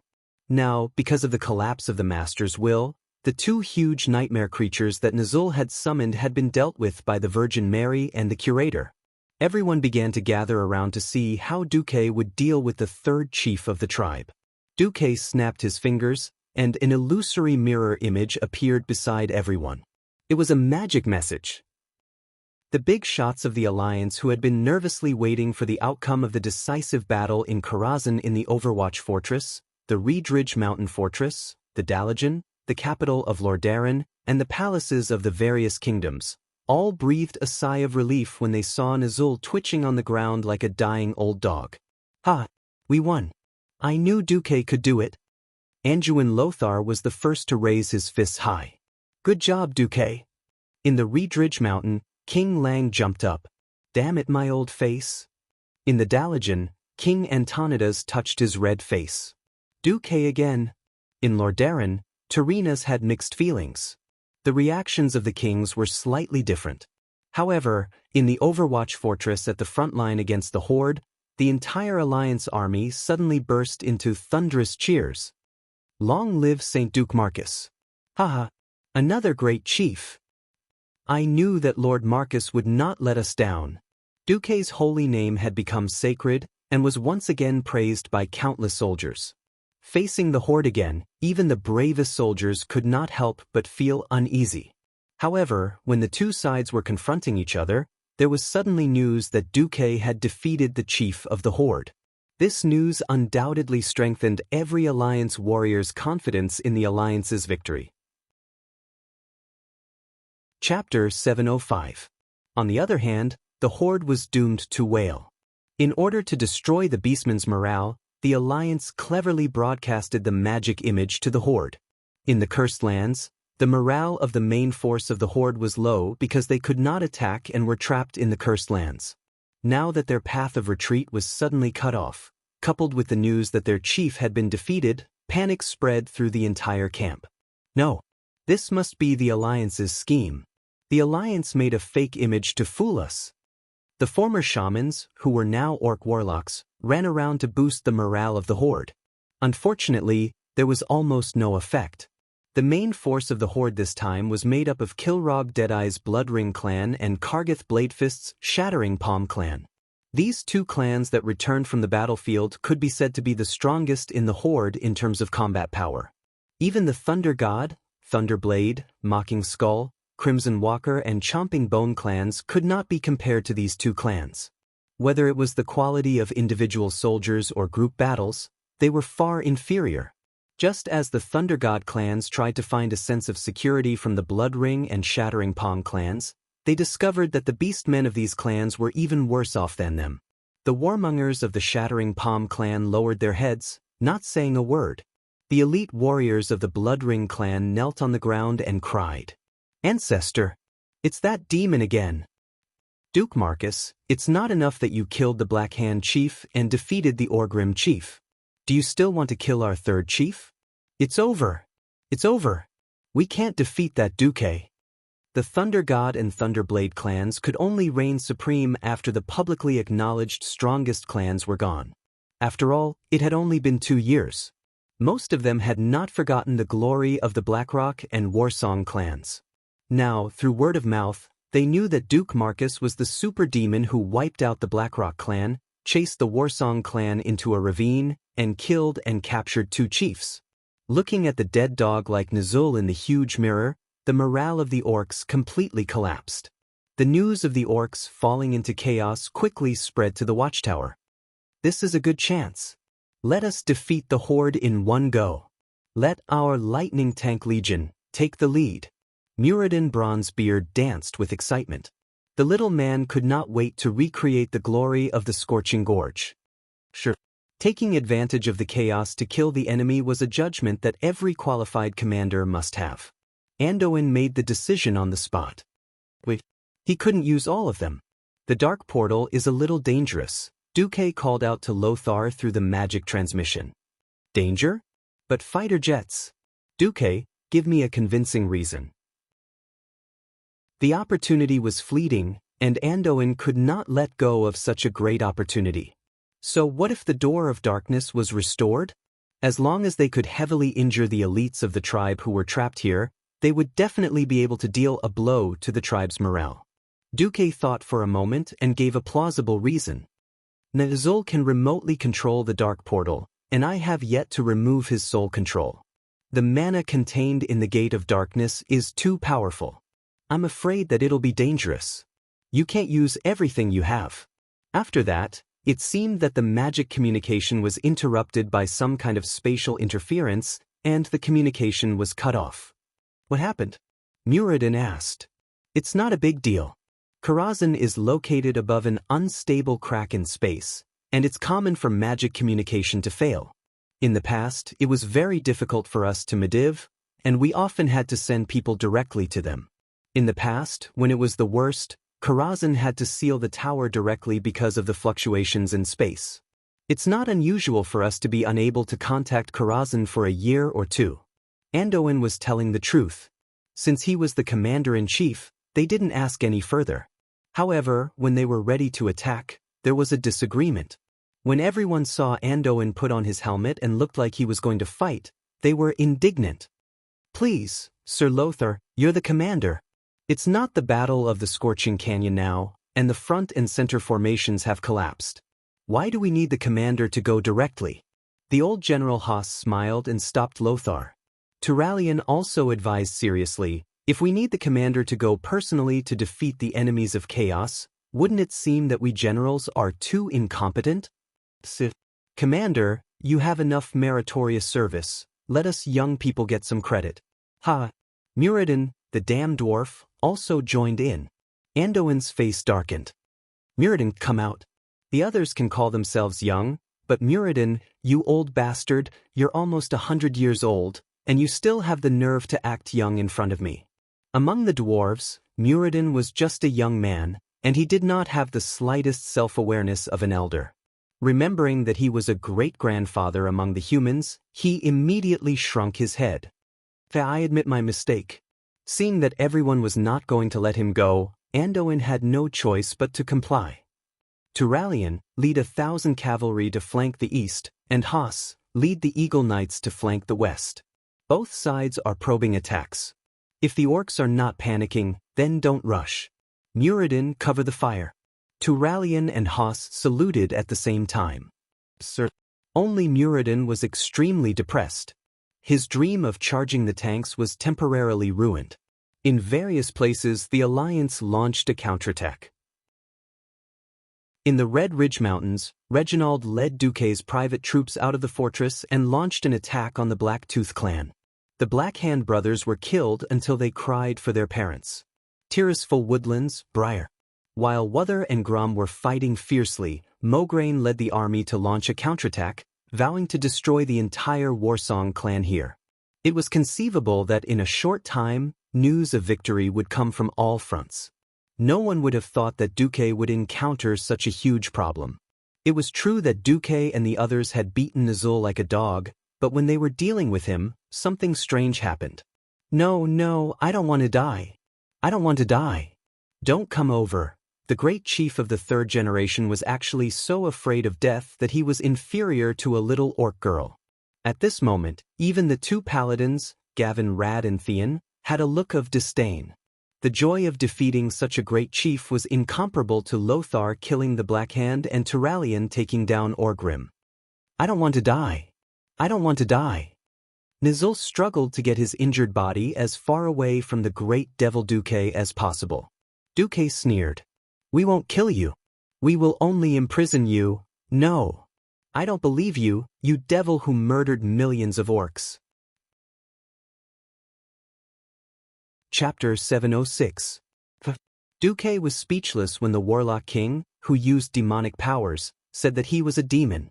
Just as Duque was about to do something, Nazul's words made Duque's heart almost jump out of his chest. No. I don't want to die. Kill Jaden. Save me. For a moment, darkness enveloped the entire space. A gloomy voice echoed around Duque and the others. Save you? Of course, I will, in the way of the Burning Legion. Kill, Jaden sneered. Demon Commander? Alexstrasza couldn't help it this time. She strode out and stood beside Duque. Come out! Scum of the Burning Legion, let us have a good fight. On the other side, Duque gritted his teeth. He wasn't sure. In the original history, Nizul was the last to seek death, and was teleported to an unknown void before he was caught by Kill Jaden. Why did this evil god come out now? Kill Jaden spoke again. Fight? Ha! I don't have time to care about you, little Azeroth lizard.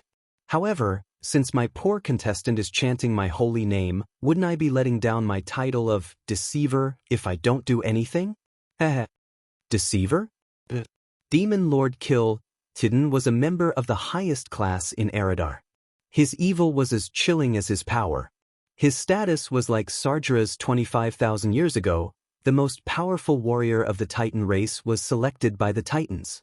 Like Archimonde, he was one of Sargera's left and right hands.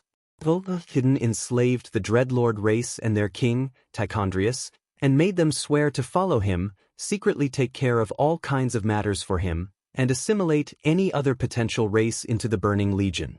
Every world that was invaded by the Legion was left with only flames and ashes. The Legion led by Archimonde was invincible, and its scale and destructive power were unparalleled. All of this was inseparable from Kill Jaden's wisdom and strategy. He was a disguise master that left a deep impression on people. He used all kinds of different appearances to get in touch with every race he wanted to conquer. Let's not talk about the faraway ones. Right in front of him was the Draenei, who he had transformed into Nizul's wife and tricked the orcs into attacking the remnants of the Prophet Velen who had betrayed the entire Eridar race. In the game, Duque only felt that Archimonde the Defiler and Kill Jaden the Trickster were big bosses that were difficult to defeat. But in reality, even a transmigrator like Duque couldn't help but be amazed by the Trickster's ever-changing tricks. Kill Jaden rarely mentioned his own name, but when he did, Duque shuddered. System Elf. Scan all the surrounding data. I want to capture any fluctuations. Understood, host.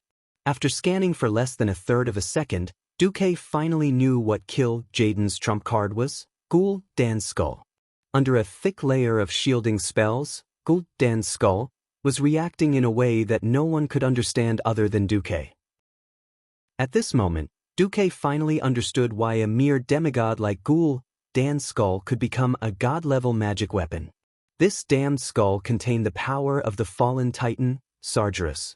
Right now, an earth-shattering explosion was brewing inside the skull. This was no different from using Sargeras's corpse to play Corpse Explosion. Duque couldn't imagine how powerful this explosion would be. Looking at the power data determined by the system, Duque was willing to bet that apart from Alexstrasza, no one here would survive. Even if Duque activated the entire Karazhan defense system, it wouldn't be able to withstand it. *CK. So Nizul had attacked Karazhan to deliver a nuclear bomb. I've been tricked. Time seemed to freeze. Everything around him seemed to slow down countless times in that instant. Tyrion Fordring's face was filled with nervousness. His arms holding the two-handed warhammers swelled up until the armors creaked. Gavin Rad stood in front of Duke and took out an epic-ranked shield from his storage space. He also changed his hammer to a one-handed hammer. The Windrunner sisters pulled their bowstrings and stood back to back, approaching Duque with small steps. Aurelia's lively eyes moved quickly, as if she wanted to find Kill Jaden hiding in the void. Sasha glanced worriedly at Duque from time to time. Only Alexstrasza had her hands on her hips, proudly looking around with a domineering gaze. As long as the commander of the Burning Legion dared to come out, she would immediately beat him up. Apart from Duque, no one knew that Kill Jaden would not appear at all. At this moment, Duque thought of countless ways, but it was not that simple. They were like unlucky people who had swallowed poisonous grass. Even the venom had seeped into their blood vessels. It was not something that could be spat out just by washing their stomachs. At this critical moment, Duque suddenly glanced at Nizul, who looked like he was dead. Several fangs were emitting a faint red soul glow. I got it. Didn't the dark portal want to save Nizul? If you want it, I'll give it to you. In the blink of an eye, dozens of Duque's doppelgangers appeared. They made various movements.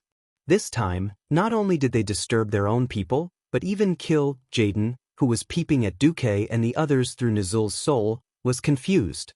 Only one of Duke's doppelgangers rushed to Nizul's side and kicked Nizul, who was still holding that skull of Gul'ste in his hand. The doppelganger kicked Nizul's stomach. Ah! The third great chieftain screamed, and his whole body flew up. In the next moment, the void behind him suddenly opened, and a dark portal with a ferocious snake-shaped sculpture on the door beam appeared in front of everyone. Duque. The queen was very surprised. Wasn't Karazhan's dimension controlled by Duque? Duque did not answer. He let the dark portal swallow Nizul, who was like a dead dog. He even let one of his doppelgangers stand in front of Alexstrasza. Impossible! In the void, kill Jaden's cry of surprise finally came. The enemy's fear, I'm glad. Even though everyone still did not understand what had happened, for kill Jaden to be so frightened, it could only mean that Duque had made the right choice. Go back. Duque's main body grabbed one of the Windrunner sisters' arms with his left and right hands, and directly dragged the two sisters back. At the same time, he used Flash. Something that could make Duque scream so heartbreakingly must be very serious. After less than a tenth of a second, it was the more agile sisters who used Flash to drag Duque into the gate of Karazhan. The queen followed with the two holy knights. Almost at the moment when the door to the balcony was closed, an unparalleled loud roar came. Chapter 707. Karazhan was a magical place. This extraordinary wizard tower built on a spatial crack had the ability to protect space that most wizard towers in the world did not have because of the geographical advantage. Aurelia had personally tried shooting arrows into the open door from outside the platform. The door was obviously empty, but the arrows would naturally bounce off when they hit the door. This was because the inner layer of the door and the platform seemed to be connected, but in fact, they were not the same space. Even in Karazhan, the moment the door closed, it still felt a huge shock from space. The vibration of the spatial laws destroyed most of the balcony in an instant. In Duque's mind, there was a three-dimensional model of the situation in Karazhan. In the display, Duque clearly saw that a granite boulder weighing more than 10 tons was picked up by an invisible supergiant and floated in the air. It did not crack, nor did it shatter. Instead, it was directly swallowed by the void. There was no terrifying shockwave like a big explosion, but a large area of space collapsed as if it was swallowed by a black hole. Teleport. For most wizards, teleporting when space was unstable was courting death. However, under the system's calculations, Duque grasped the only stable millisecond and directly teleported himself and his companions to the highest floor of the wizard tower. Even the Red Dragon Queen couldn't help but take a few more glances at Duque at such exquisite control. Even Aurelia, who was used to seeing big scenes, paled a little. Explosion! What happened? Can you withstand it? Duque gritted his teeth. It's okay, at most 1/3 of Karazhan will collapse. Duque's face was darker than the bottom of a pot. If he had not kicked Nizul back into the dark portal, it would have been the entire Karazhan that had been blown up. That bastard kill Jaden, what AF * king scheme. Gul'dan's skull was a super nuclear bomb. Usually, it could provide almost endless dark power, and it could also be detonated at a critical moment. In the original history, it was this thing that worked together with the dark portal that blew up the entire Draenor into pieces. Now, it was being used as a nuclear bomb to blow up Karazhan. Duque could imagine what would happen after Karazhan, an important part of the Azeroth dimensional barrier, was destroyed. The dimensional barrier of this planet was also a huge magic circle created by the Titans of Creation. Within the formation, the dragon aspect and the dragon race's power would be greatly amplified. If Karazhan, one of the spatial nodes, was destroyed, it would undoubtedly affect the entire magic circle.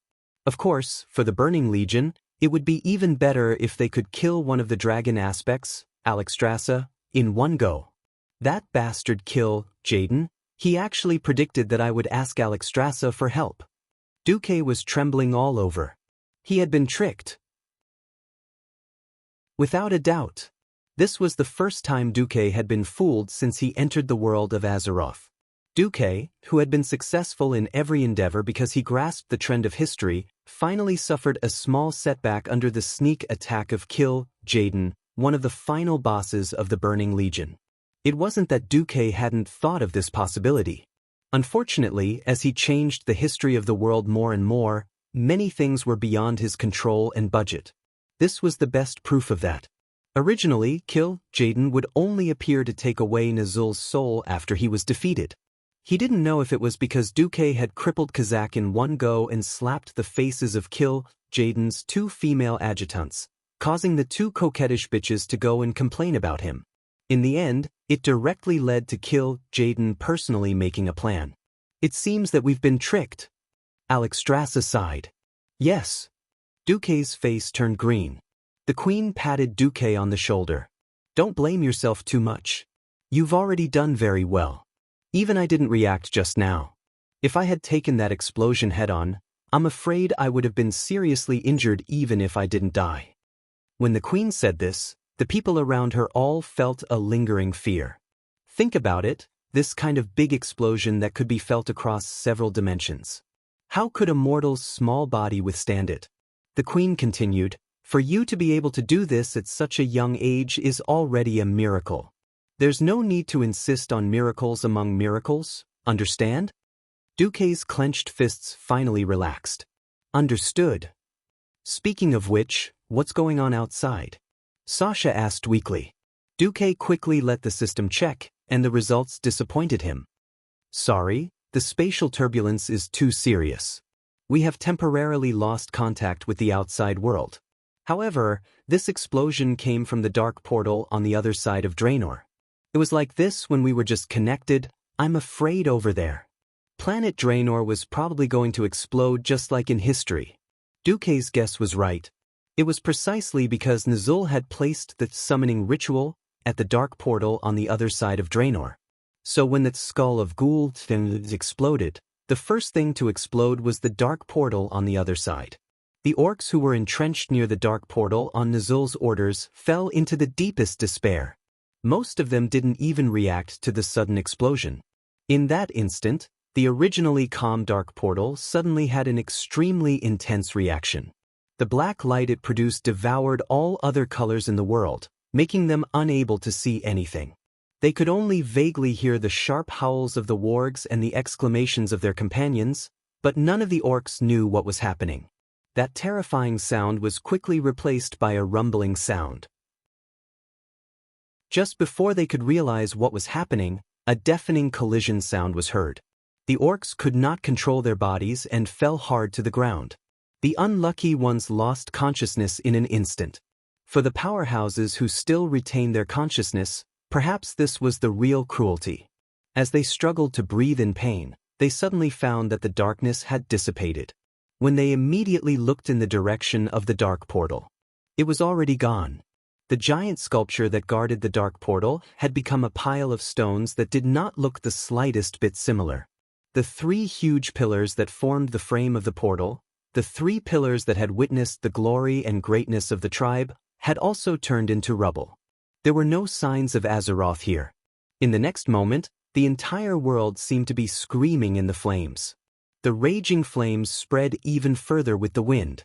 Most of the land collapsed, and the huge impact crushed the entire land into broken waves that stacked up layer by layer. Every beastman next to the dark door was engulfed by that world-shaking explosion. Chapter 708. Nazul. The call was full of mockery. It woke up the strongest orc warlock, the great chief of the tribe. The moment he regained consciousness, Nazul screamed like a little girl who had been bullied.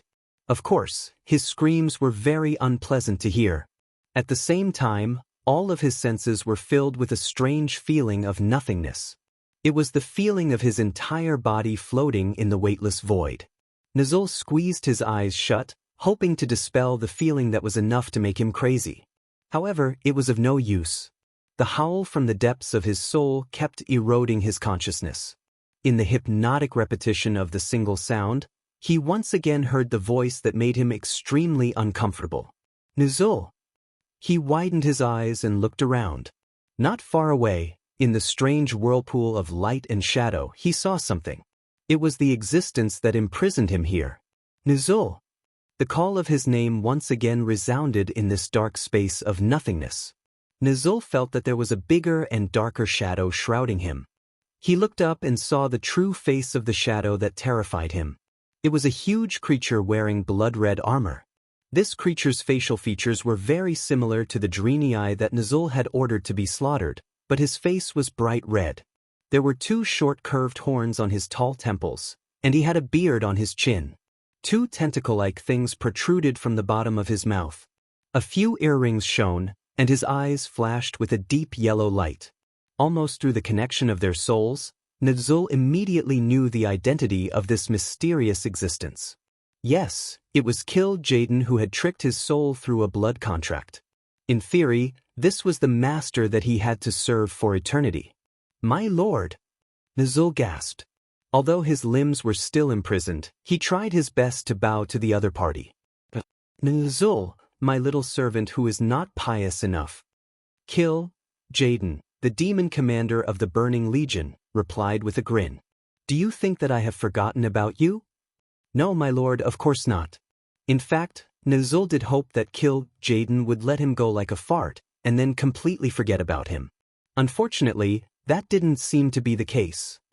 You useless fellow, you ignored my orders and gave up on leading the orcs to attack Azeroth.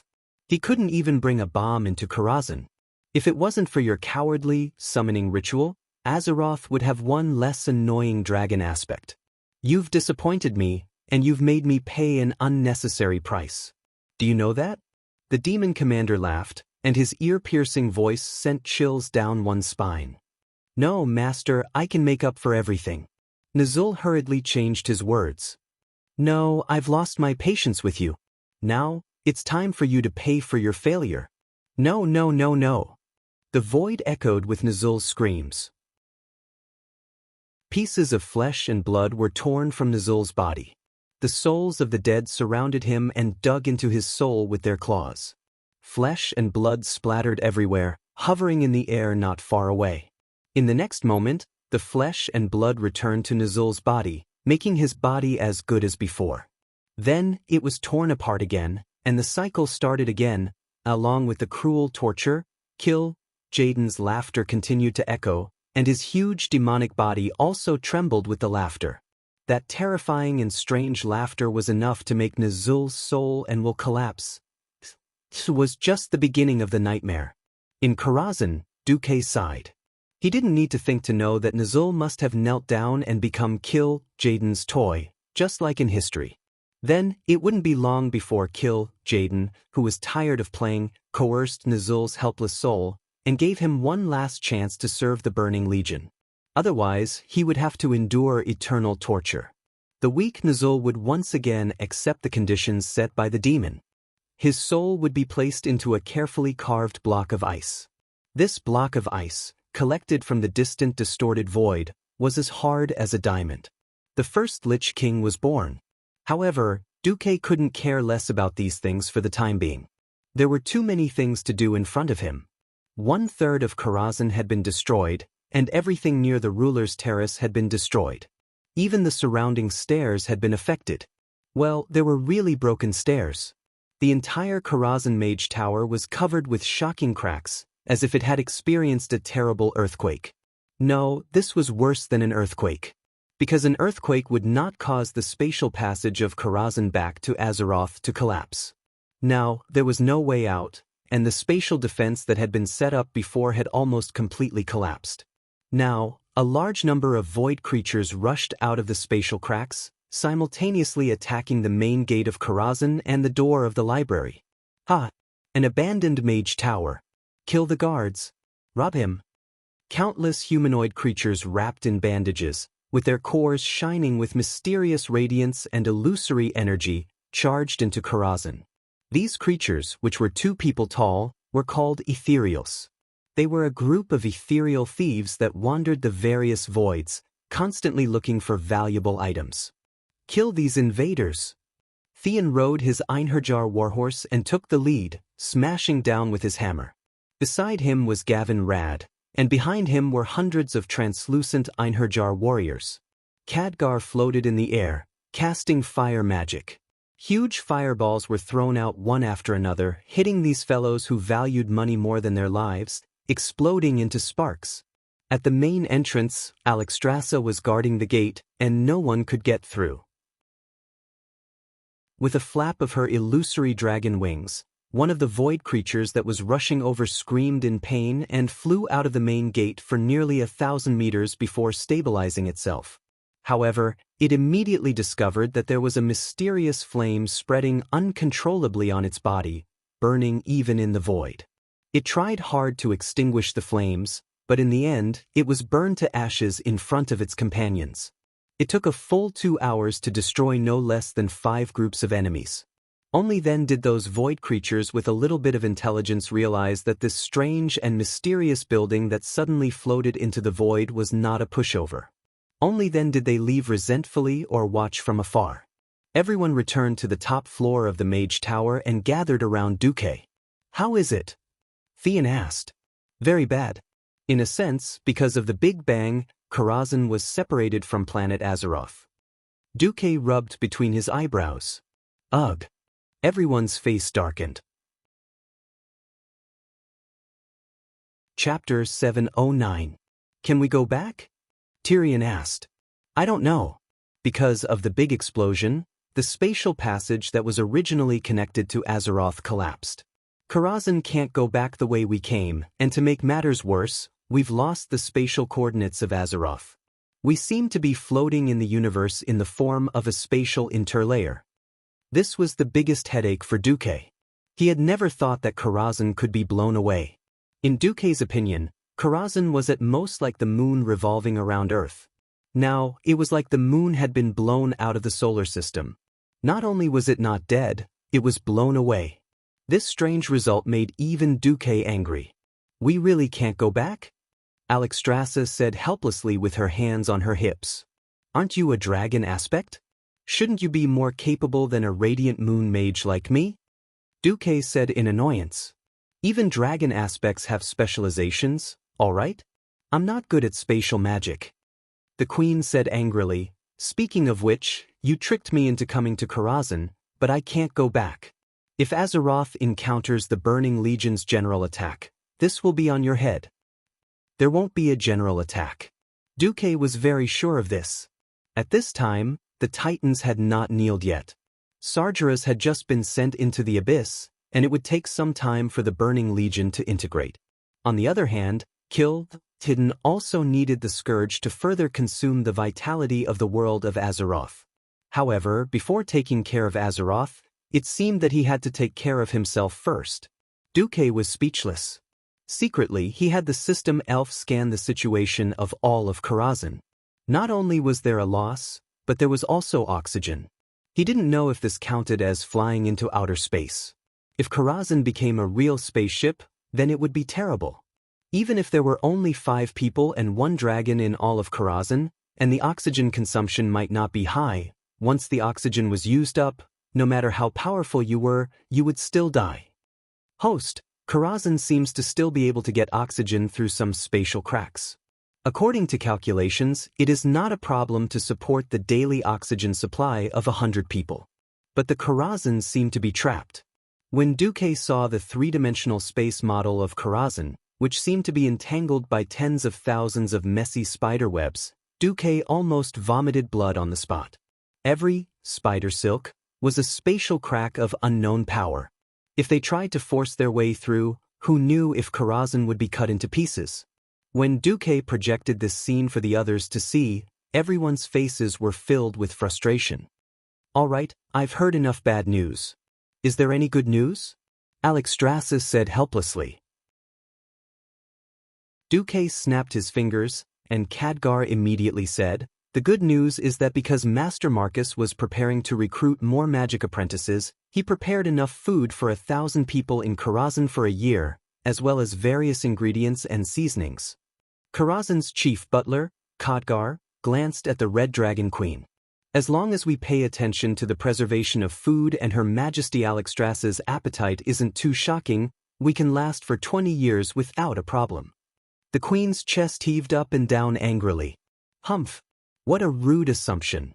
The eternal life of a dragon aspect is not sustained by eating. If there is a day when my magic is too low, I can still enter a deep sleep and endlessly stop my life. Stop talking. At most, I'll cook for you when you're awake. Duque silently labeled the queen as a foodie. That's good news. The queen's eyes narrowed into crescent moons. What else? Aurelia finally lost her temper. Seems I can occasionally receive a magical message. Unfortunately, I can only receive it. The message I send back cannot be received. How is the alliance? Gavin Rad asked. A great victory, without a doubt. Compared to the original history where both the Alliance and the Horde suffered heavy losses, the war was even shorter. With Duque's intervention, the war this time was even shorter.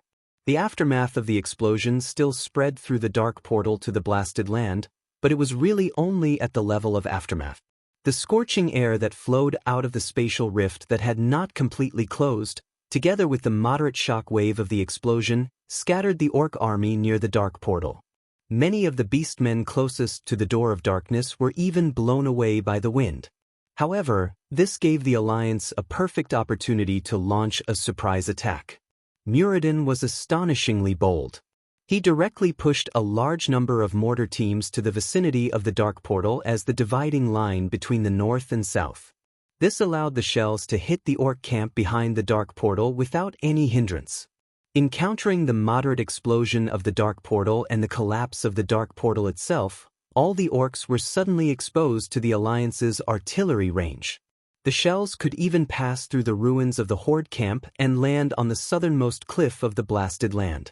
Under Duque's guidance, the Alliance had long learned what creeping barrage and infantry artillery coordination was. This tactic was only developed during the Second World War on Earth, and it had epic-making significance for the current Azeroth. The continuous bombardment caused the beastmen to be completely stunned. Many orcs even thought that the explosions of the dark portal had never stopped. Every place plowed by the shells would be attacked by Haas or Turalian's cavalry in less than 30 seconds. The Alliance used their high-speed advance in coordination with the bombardment. Just 6,000 cavalry had disrupted nearly 50,000 orc infantry. Looking at the ruins of the dark portal that had disappeared into the blasted land, there was no more hesitation. Anduin had perfectly pressed all the reserves in one go. He had fought a textbook super victory. The chief of the Blood Ring clan, Kilrog Deadeye, had been killed by Daneth Trollbane. The chief of the Bone Chewer clan, Harkin Skullbreaker, had been killed by Haas. The chief of the first generation of Death Knights, Tyren Gorefiend, had been destroyed by Turalian's Holy Light.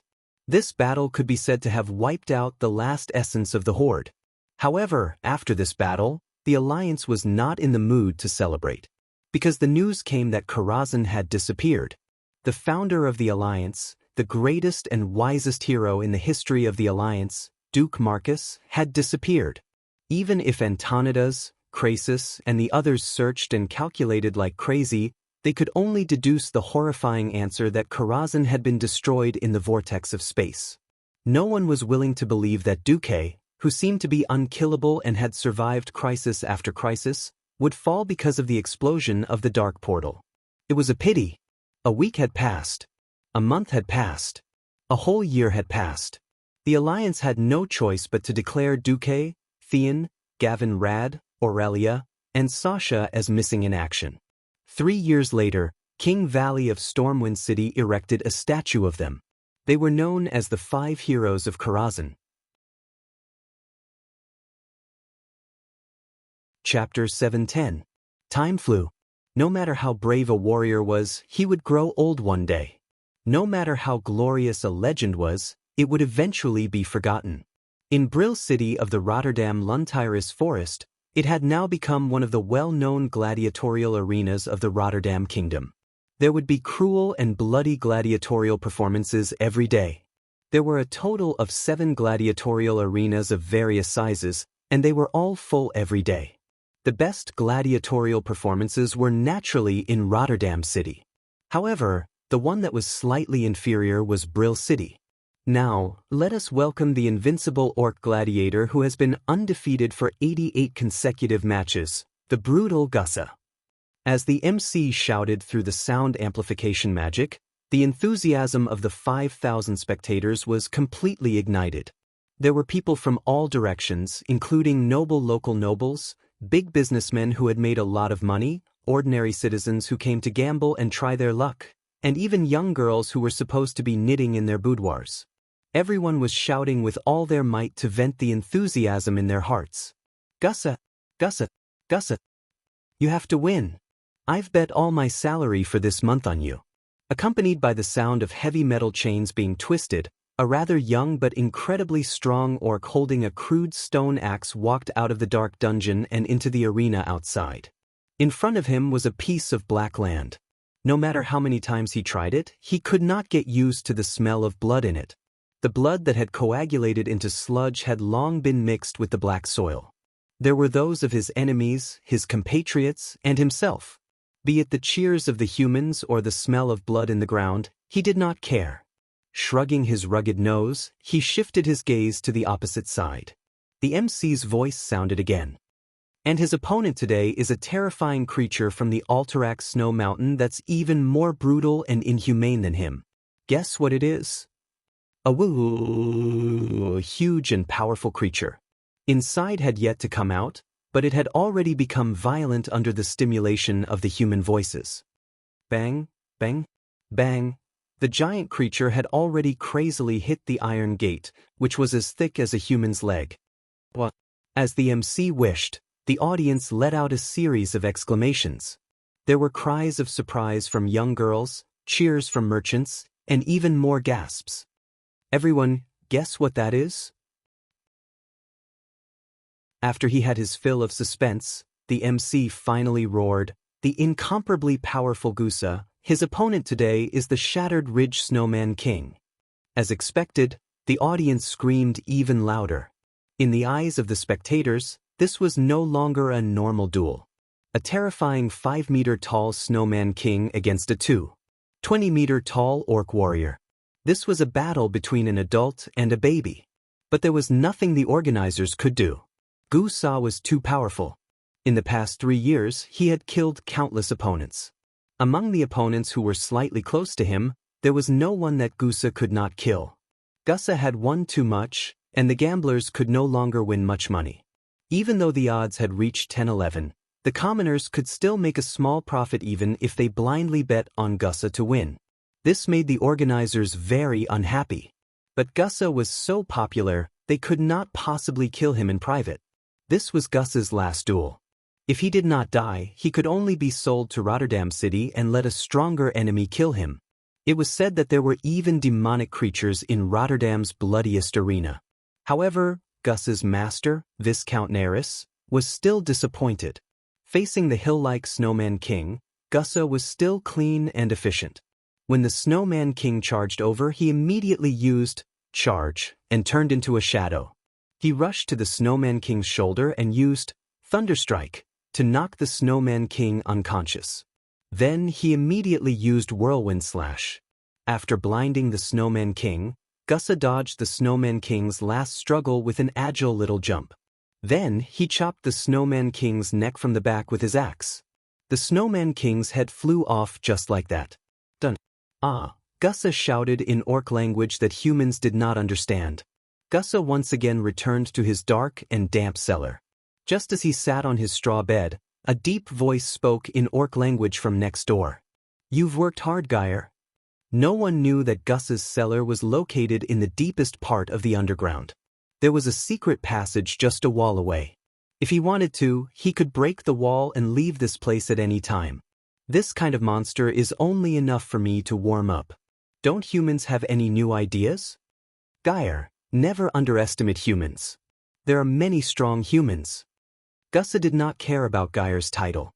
Instead, he asked, "How many are as strong as you?" "Orgrim." "Orgrim? It's actually Orgrim?"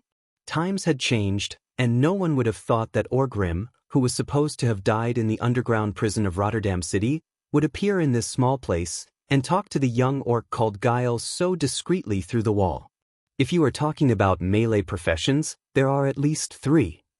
Anduin Lothar, Uther the Lightbringer, and Sidon Dathrahan? These are the human powerhouses that I need to pay attention to? Geir frowned. Other than the kings of the various countries, they are the most important? No. What I want to tell you today is that, be it the kings of the various countries or these 3 people, they are all trash compared to the man known as the nemesis of the orcs and the archenemy of the horde. Remember the name I told you. Imprint it into the deepest part of your soul. Because he is the main culprit behind the horde's defeat in all 3 wars. Hearing this, Geir's muscles tensed up subconsciously. Even his breathing became lighter. Orgrim spoke. His name is Duke Marcus. At this moment, near a remote town in the continent of Rotterdam, lightning flashed and thunder roared. Strong winds blew. Countless bolts of lightning converged. The purplish-blue electric snakes twisted and finally carved out a large and standard circle on the ground. It was even rounder than a compass. The outside of the circle was charred black. The green grass and yellow soil were all replaced by black. In the middle of the circle, surprisingly, there was a naked young man. He posed like a statue of the thinker, although his muscles couldn't be considered fit at all. He looked like he deserved a beating. Puma, where am I from? Where am I going? Chapter 7:11. Coincidentally, Orgrim was asking Geil the same question in the cellar of Brill's Colosseum. Do you still remember the 3 questions I asked you? You asked, who are you? Where are you from? Where are you going? Geil replied in a steady voice. Then, have you thought of the answer? Yes, I have. Geil's voice was sonorous and powerful. Speak. Geil stood up abruptly and spoke in the orc language with a thunderous might. I am Geil, the son of the great Frostwolf tribe chief Durotan and the powerful female warrior Draka.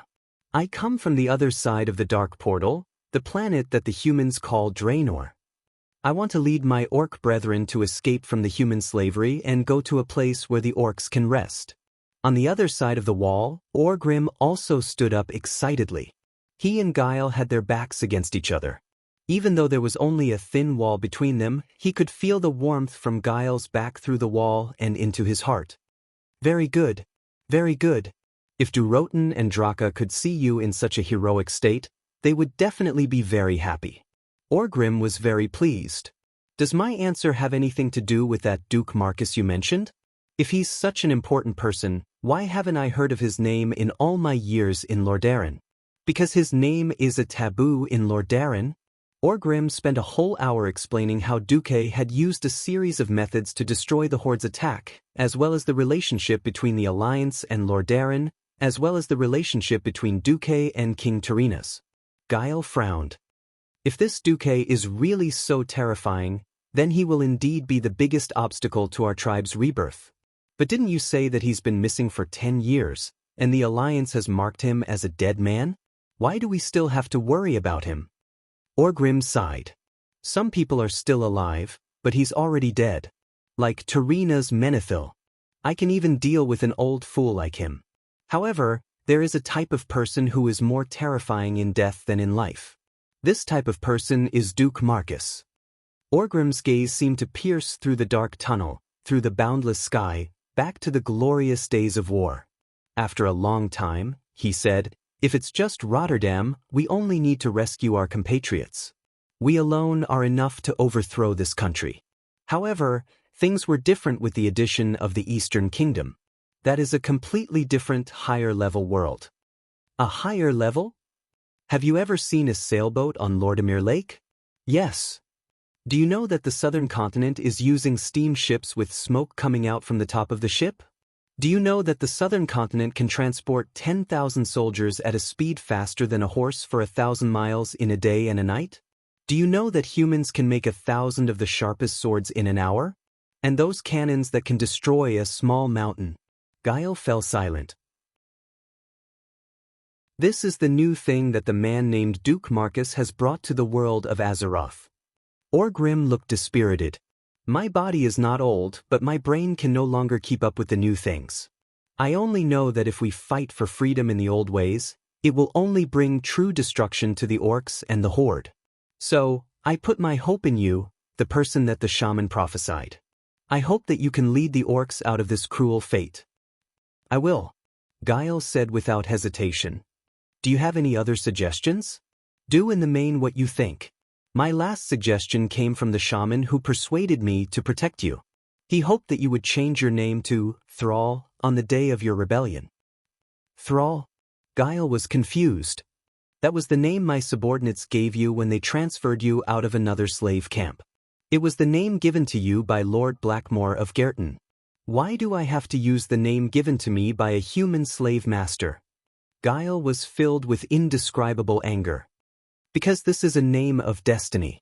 It represents the knowledge you have learned from humans, your integration with human culture, and your true destiny. Orgrim's voice became very solemn. Believe in the Lord.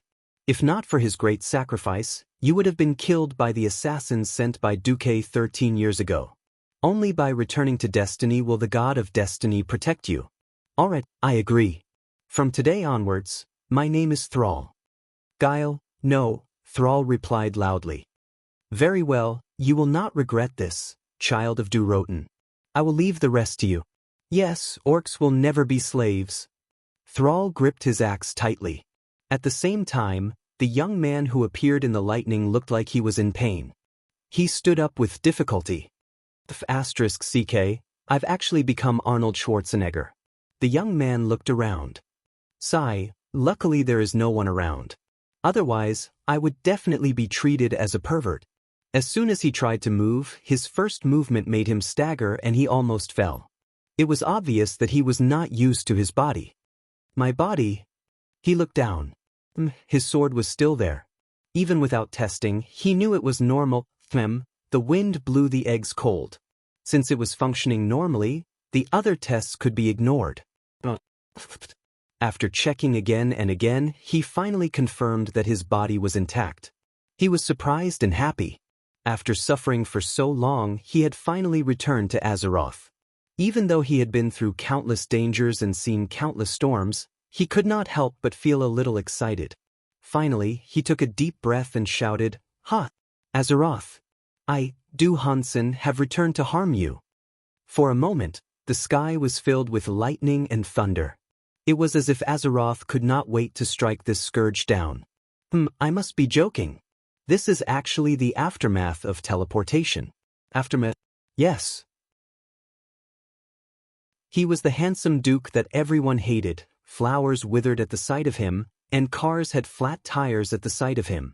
Taking a deep breath of the fresh air of Azeroth, Duque, who had experienced the cruelty of long-distance teleportation across the universe, finally realized his current situation. Damn, a lot of my magic circuits have been burned. *CK, my storage bag is finished. Damn, I'm still naked. No, before thinking about that, I need to wash the dust off my body. It's so uncomfortable. Duque, who did not dare to use magic for the time being, ran to a nearby stream to take a bath. Just as Duque was washing up, a soft sound suddenly came from behind. Duque turned around and saw a girl looking at him in shock. The next moment, Duque complained, "Why are you peeping at me while I'm bathing?" Chapter 712. Once upon a time, before Duque had transmigrated, there had been such a fatty. It had been a large gathering, and many people had been assigned to various rooms in the hotel. One of the girls had probably been confused and remembered the wrong room number, thinking that it was her roommate inside. In the end, the girl rang the doorbell and found that the person who opened the door was a pale fatty with only a bath towel draped over his lower body. The scene was extremely awkward, but this guy was the first to react. He screamed, "Molestation!" He slammed the door shut, leaving the confused girl outside feeling extremely wronged. Duke had done the same thing but by different means. No matter what happened, he had to scare the other party first. Duke's words smashed into the white-haired girl's head, causing her to be dumbfounded. After a long time, she finally reacted. You After saying "you" 3 times, she could not continue. The girl was obviously very pure, but she already looked like she was about to cry. Seeing this, Duque could not bear to see her like this. So, I was just joking. Duque's dog eyes unexpectedly saw this girl wearing a red priest's robe. It was summer, and her legs were very white. "Where are you looking?" The girl suddenly became alert and raised the staff in her hand. That's right, this was a naked man. What if he went berserk? No, no, no, you misunderstood. I saw that your clothes are very familiar. Are you from the Scarlet Crusade? Duque was not sure, so he asked tentatively. It's the Scarlet Crusade. The girl corrected. Actually, I'm not a member of the army. I just borrowed clothes to wear. The pure young girl's true colors were immediately revealed. Although Scarlet Crusade and Scarlet Crusade only had a difference of one word, the meaning was very different. The former was a fanatical organization, while the latter only represented a legion of the kingdom of Lordaeron. Duque instantly grasped the general timeline. Seems like it's not too late for me to roll back. Sorry. I'm from the mountains. I lost a bet and was thrown into the water by my buddy, then washed down the river. Can I ask what time is it now? Which you're looking at Duque, who was half submerged in the water and giving off a suspicious aura. The young lady gripped her staff tightly and took half a step back. Her eyes were filled with wariness and distrust. However, she still answered Duque. It's year 15 of the Dark Portal. You're currently near Terran Mill in the Hillsbrad Hills. Mr. Suspicious. Am I being despised? Am I, who is handsome, elegant, and charming, is being looked down upon? At this moment, Duque could not stop crying in his heart. 10,000 alpacas galloped through his mind. After a while, Duque came back to his senses. Sorry, I'm not the kind of person you think I am. The young girl was still vigilant. Her large watery eyes and white hair made her expression seem even colder. She was clearly saying that he was that kind of pervert. Duque lost his temper. You're a priest, right? For the sake of the holy light, can you get me a set of clothes? The young girl lightly pursed her bright red lips. Since the other party was already using the holy light, she finally nodded. She then faced Duque and took 3 steps back. After making sure that Duque could not jump out of the river, the young girl turned around and ran without looking back. Sigh. Just when Duque thought that the young girl would break her promise and was about to use leaves to make a grass skirt to cover her body, the young girl still came back with a set of rough linen clothes and a young man who acted as her protector. The young man was very tall and had a steady look, but his short beard revealed that he was less than 16 years old. His trembling left hand on the hilt of his sword revealed his guilt. Of course, Duque would not do anything to them. When the young girl turned around, Duque quickly went ashore and used the cloth that the young man had left on the shore to dry his body. He then put on the rough linen clothes that he had not worn for many years. Ugh, what a nostalgic feeling. When I first transmigrated, I seemed to have worn this too. Seeing that although Duque's origins were strange, he did not seem to have any ill intentions, the young man slightly lowered his guard. Mr. May I ask what your name is? Duque. Duque casually replied. What about you guys? Thank you for your help. I would like to at least know your names. Reynolds. Sorry. The young boy and girl only said their names, but just like Duque, they purposely ignored their surnames. However, when Sari heard Duque's name, she revealed a look of yearning. You're also called Duque. After the last great battle, many people's children are called Duque. Hearing this, Duque could not help but smile. In the entire world, there is only one Duque. Reynolds said solemnly. Sari did not refute. All right, as a knight candidate, I cannot sit by and watch a stranger wander around here alone. After all, it is not safe around here recently. Mr. Duque, I strongly suggest that you come with us. Reynolds suddenly said. Not safe? Hearing this, Duque frowned. Yes, this is not confirmed news. However, there have been many strange humanoid monsters recently. What kind of monsters are they? They look like humans, but they eat and bite people. they have dark gray skin. Duque's expression suddenly changed. Damn, the Scourge army has appeared? This is really bad news. Duque found that he could not determine what time it was. However, it was obvious that Nazul had begun to exert his power as the Lich King. However, whether it was the cursing sect secretly stirring up trouble, or Arthas had already fallen, this was still unknown. Let's go. Bring me to Alexandros Mograine, or Alfred Abendis. Duque's expression darkened. He turned around and walked away, not caring if the boy and girl followed him or not. After living in Azeroth for so long, experiencing 3 big battles and facing countless hardships, Duque knew what he had to do. Upon hearing these 2 names abruptly, the young Reynolds seemed to have been greatly stimulated. He looked like he was startled. In the Scarlet Cross Army, it was impossible for the boy and girl not to know what these 2 names meant. What shocked them was Duque's tone. After all, these 2 lords weren't just any Tom, Dick, or Harry. Looking at the whole world, how many people would dare to call them by their names? However, this mysterious Duque dared to do so. He really wanted to scold this Duque, "How dare you?" However, the man's natural and typical aura of a superior made Reynolds involuntarily obey the man's lofty orders. This way. Chapter 713. Walking on the narrow path in the forest, Duque had a lot on his mind. He had returned, but he was in a terrible state. Although he looked fine on the outside, he was the only one who knew how hard it had been to play interstellar travel. He was the first to come back. He had to do this. Karazhan was wrapped in a spider web of countless spatial cracks in the depths of the space-time tunnel. Apart from him, no one else could come out. Although Alexstrasza could transform into human form, the amount of mana needed to teleport her was too great. Apart from her, no one else was good at magic. Although Khadgar was much stronger, the problem was that this ghost mage was almost an earthbound spirit, and it was difficult for him to leave Karazhan. In the end, after being trapped for too long, Duque still teleported back alone after preparing for a long time. It had been an extremely dangerous journey. Even with the help of the system elf, Duque had almost died in the void. After all, there were many times when one had to change directions at supersonic speeds 3 or 4 times in a second. This was really not something a human could do. But after returning, Duque had 2 serious problems. First, he had burned many magic circuits. Roughly speaking, his power had temporarily fallen to the level of an ordinary Radiant Moon mage.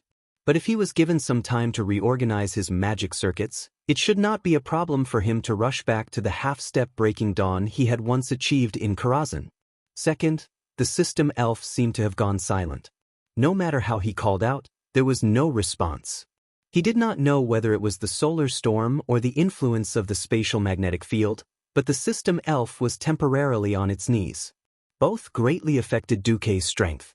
As Duque walked, he asked Renaud about the current situation. Even though he had scared Renaud, Renaud still tried to answer his questions carefully and selectively. Through Renaud, Duque at least learned a few important pieces of information. Over the past 10 years, Rotterdam had been constantly nibbling away at the original Alterac territory.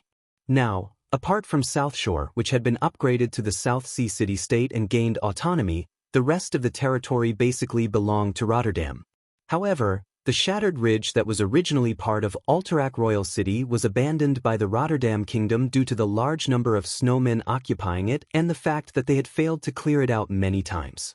King Lang Rin was assassinated by an orc sword saint in the 8th year of the Dark Portal. Since then, Anduin Lothar had been the regent to assist the young King William. However, in the past 2 years, Duke Bolvar for Dragon had been the regent due to Lothar's poor health. When he heard Reynolds say that the holy city of Stratholme was fine, Duque felt a little relieved. In that case, according to the original history, Arthas should not have fallen.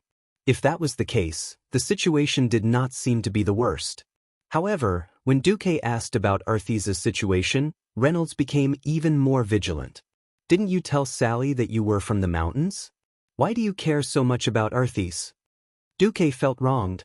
Duque was rather speechless at the vigilance of this pair of underage boys and girls.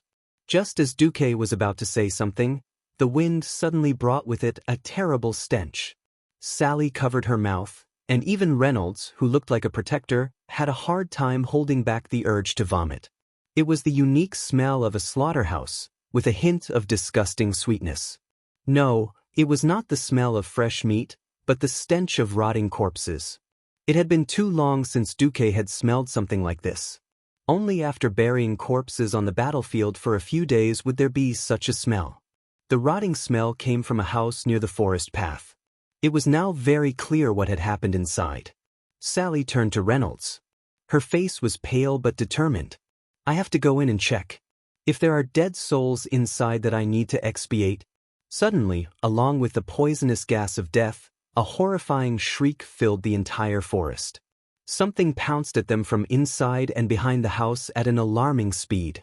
Without hesitation, Reynolds immediately pulled out the sword at his waist and pointed it at the intruder with a trembling sword tip. Following the light from the tip of the sword, Reynolds' eyes met a pair of pitch-black eye sockets. Reynolds, who had never been on a real battlefield, was shocked to find that he did not know how to react to this walking nightmare. It wore a tattered shirt and work clothes, holding a pitchfork as a weapon. It should have been a farmer in the past, but that was when it was alive. Right now, it was clearly a dead person. Grayish-green rotting flesh fell off its bones, and rotten fingers left filthy marks on the handle of the pitchfork. Black sticky liquid flowed out of the pustules. It howled, stinking saliva dripping from the corner of its black mouth. Sally cried out in alarm. This cry seemed to have frightened Reynolds. He was stunned for a moment and almost couldn't raise his sword in time before he was stabbed by the pitchfork.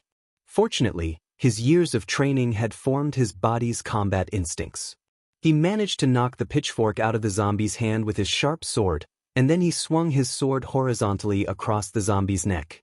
The neck that had lost its tenacity gave Reynolds a disgusting feeling, as though he had cut a pile of rotten grass. Then, the filthy head flew into the air, and a stinking liquid sprayed out from the severed neck, splattering half of Reynolds' face. After losing its head, the thing fell flat on its back and never got up again. As a priest in training, Sally used a holy light spell. Even though she knocked down a zombie, it was replaced by even more zombies. This was far more than what the two of them could handle. "Sally, run!" Reynolds cried out in alarm. Even though his hands were trembling, he still chose to let the lady run first.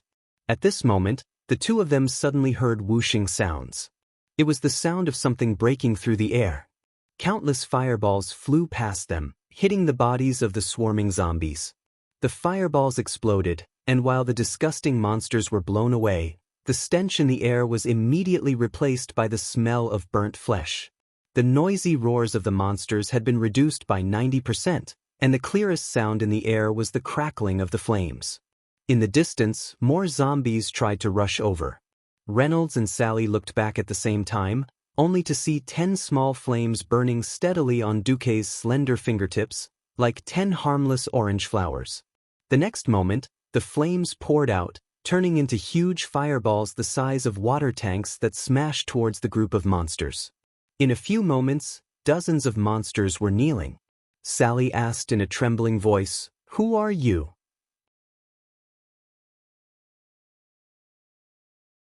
Chapter 7:14. This was not an ordinary fireball. It was summer, and an ordinary fireball could easily cause a forest fire. However, Duque's fireball was different. The fireball looked huge, and as soon as it hit, the zombies were instantly set ablaze. Even Reynolds and Sally, who were more than 10 meters away, subconsciously raised their hands to shield themselves from the scorching heat wave. Just this power alone was enough to be more powerful than any master mage they had ever seen. They wanted to observe Duque, the mysterious young mage, but the situation with the zombies quickly forced them to turn their attention. Originally, Reynolds wanted to finish them off with a sword, such as killing the zombies that were not completely destroyed by the flames and were still charging at them. Zombies did not feel pain. If they were really caught by a burning zombie, then the flames on their bodies would become a fatal weapon to kill Reynolds. However, Duque's fireball had unimaginable power. The flames quickly charred the zombies' muscles, turning them into human-shaped ashes. Strangely, before the zombies fell to the ground, the flames on their bodies would be extinguished. Soon, everything was silent. There were no unpleasant roars from the zombies, no twitching of the zombies, not even the sound of flames gnawing on corpses or wooden houses. The hot summer wind blew slowly, making a sigh in the forest. No matter who this mysterious young mage called Duque was, Reynolds and Sally were glad to see that the zombies were all burned to ashes. Duque did not answer Sally's question about who he was. He did not look good. He had thought that he had returned early.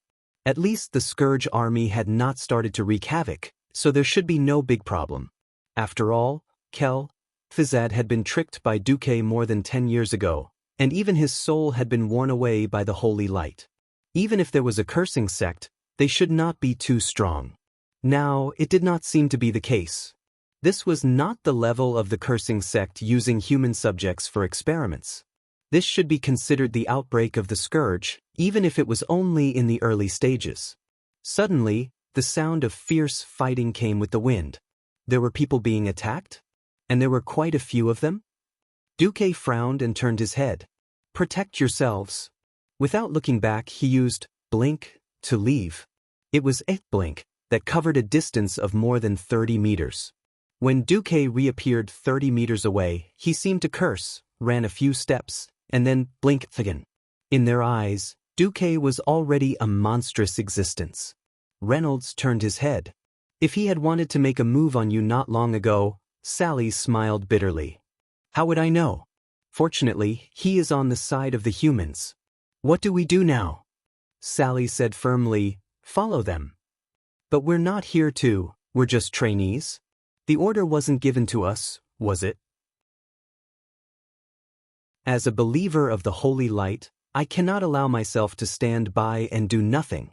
Sally smiled, and her snow-white short hair gave off a kind of holiness that Reynolds had always been secretly fascinated by. Reynolds roughly wiped off the disgusting liquid that stuck to his body and sword, and ran in the direction that Duque disappeared in.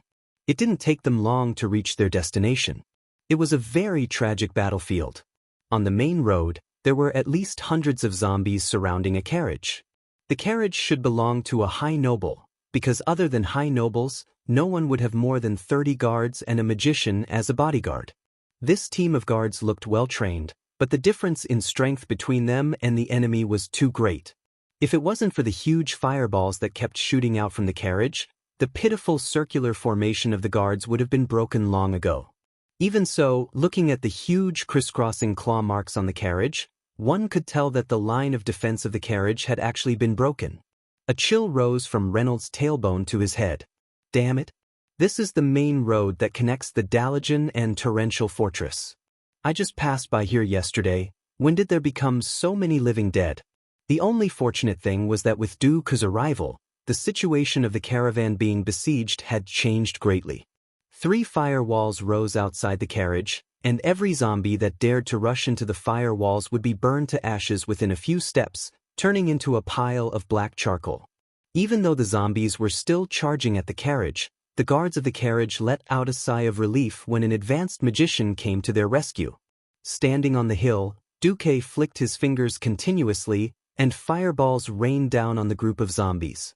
Each fireball was just right, and several zombies were instantly smashed into pieces. After a few minutes, the world was quiet. After the firewalls were down, 2 of the surviving guards walked over, as if they wanted to thank Duque. However, Duque used flash, bypassed the 2 guards, and went straight to the front of the carriage. His sudden action caused the guards to be on their guard. These days, the world was not fair. Not everyone who would stand by and watch someone die was a scoundrel. Not everyone who saved you must be a saint. The remaining guards did not raise their swords, but each of them looked at Duque with vigilance. Although these faces were young, and none of them were middle-aged, their calm aura told Duque that each of them had been on the battlefield and seen blood. "Sir Magician." Seeing Duque's linen clothes, the leader of the guards could not associate Duque with those noble magicians who wore luxurious magician robes. Unfortunately, Duque's powerful magic was an indisputable fact. Therefore, the leader of the guards tried to use more respectful and tactful words. Duque was very excited. That's right. It had been 10 years since he left the world of Azeroth. Although 10 years could not be said to have changed the world, many things had changed greatly. For example, the death of King Lang. He did not know how many traces he had left in this world. In front of him was a group of guards who had hidden their markings, but when he saw the familiar insignia on the guards' bodies, he could no longer control his emotions. Ignoring the nervous guards, Duque walked to the carriage with his head held high and cleared his throat. An old friend is visiting. Excuse me, who is the current head of the Marcus family in Stormwind? There was silence in the carriage, but 3 seconds later, an excited female voice was heard.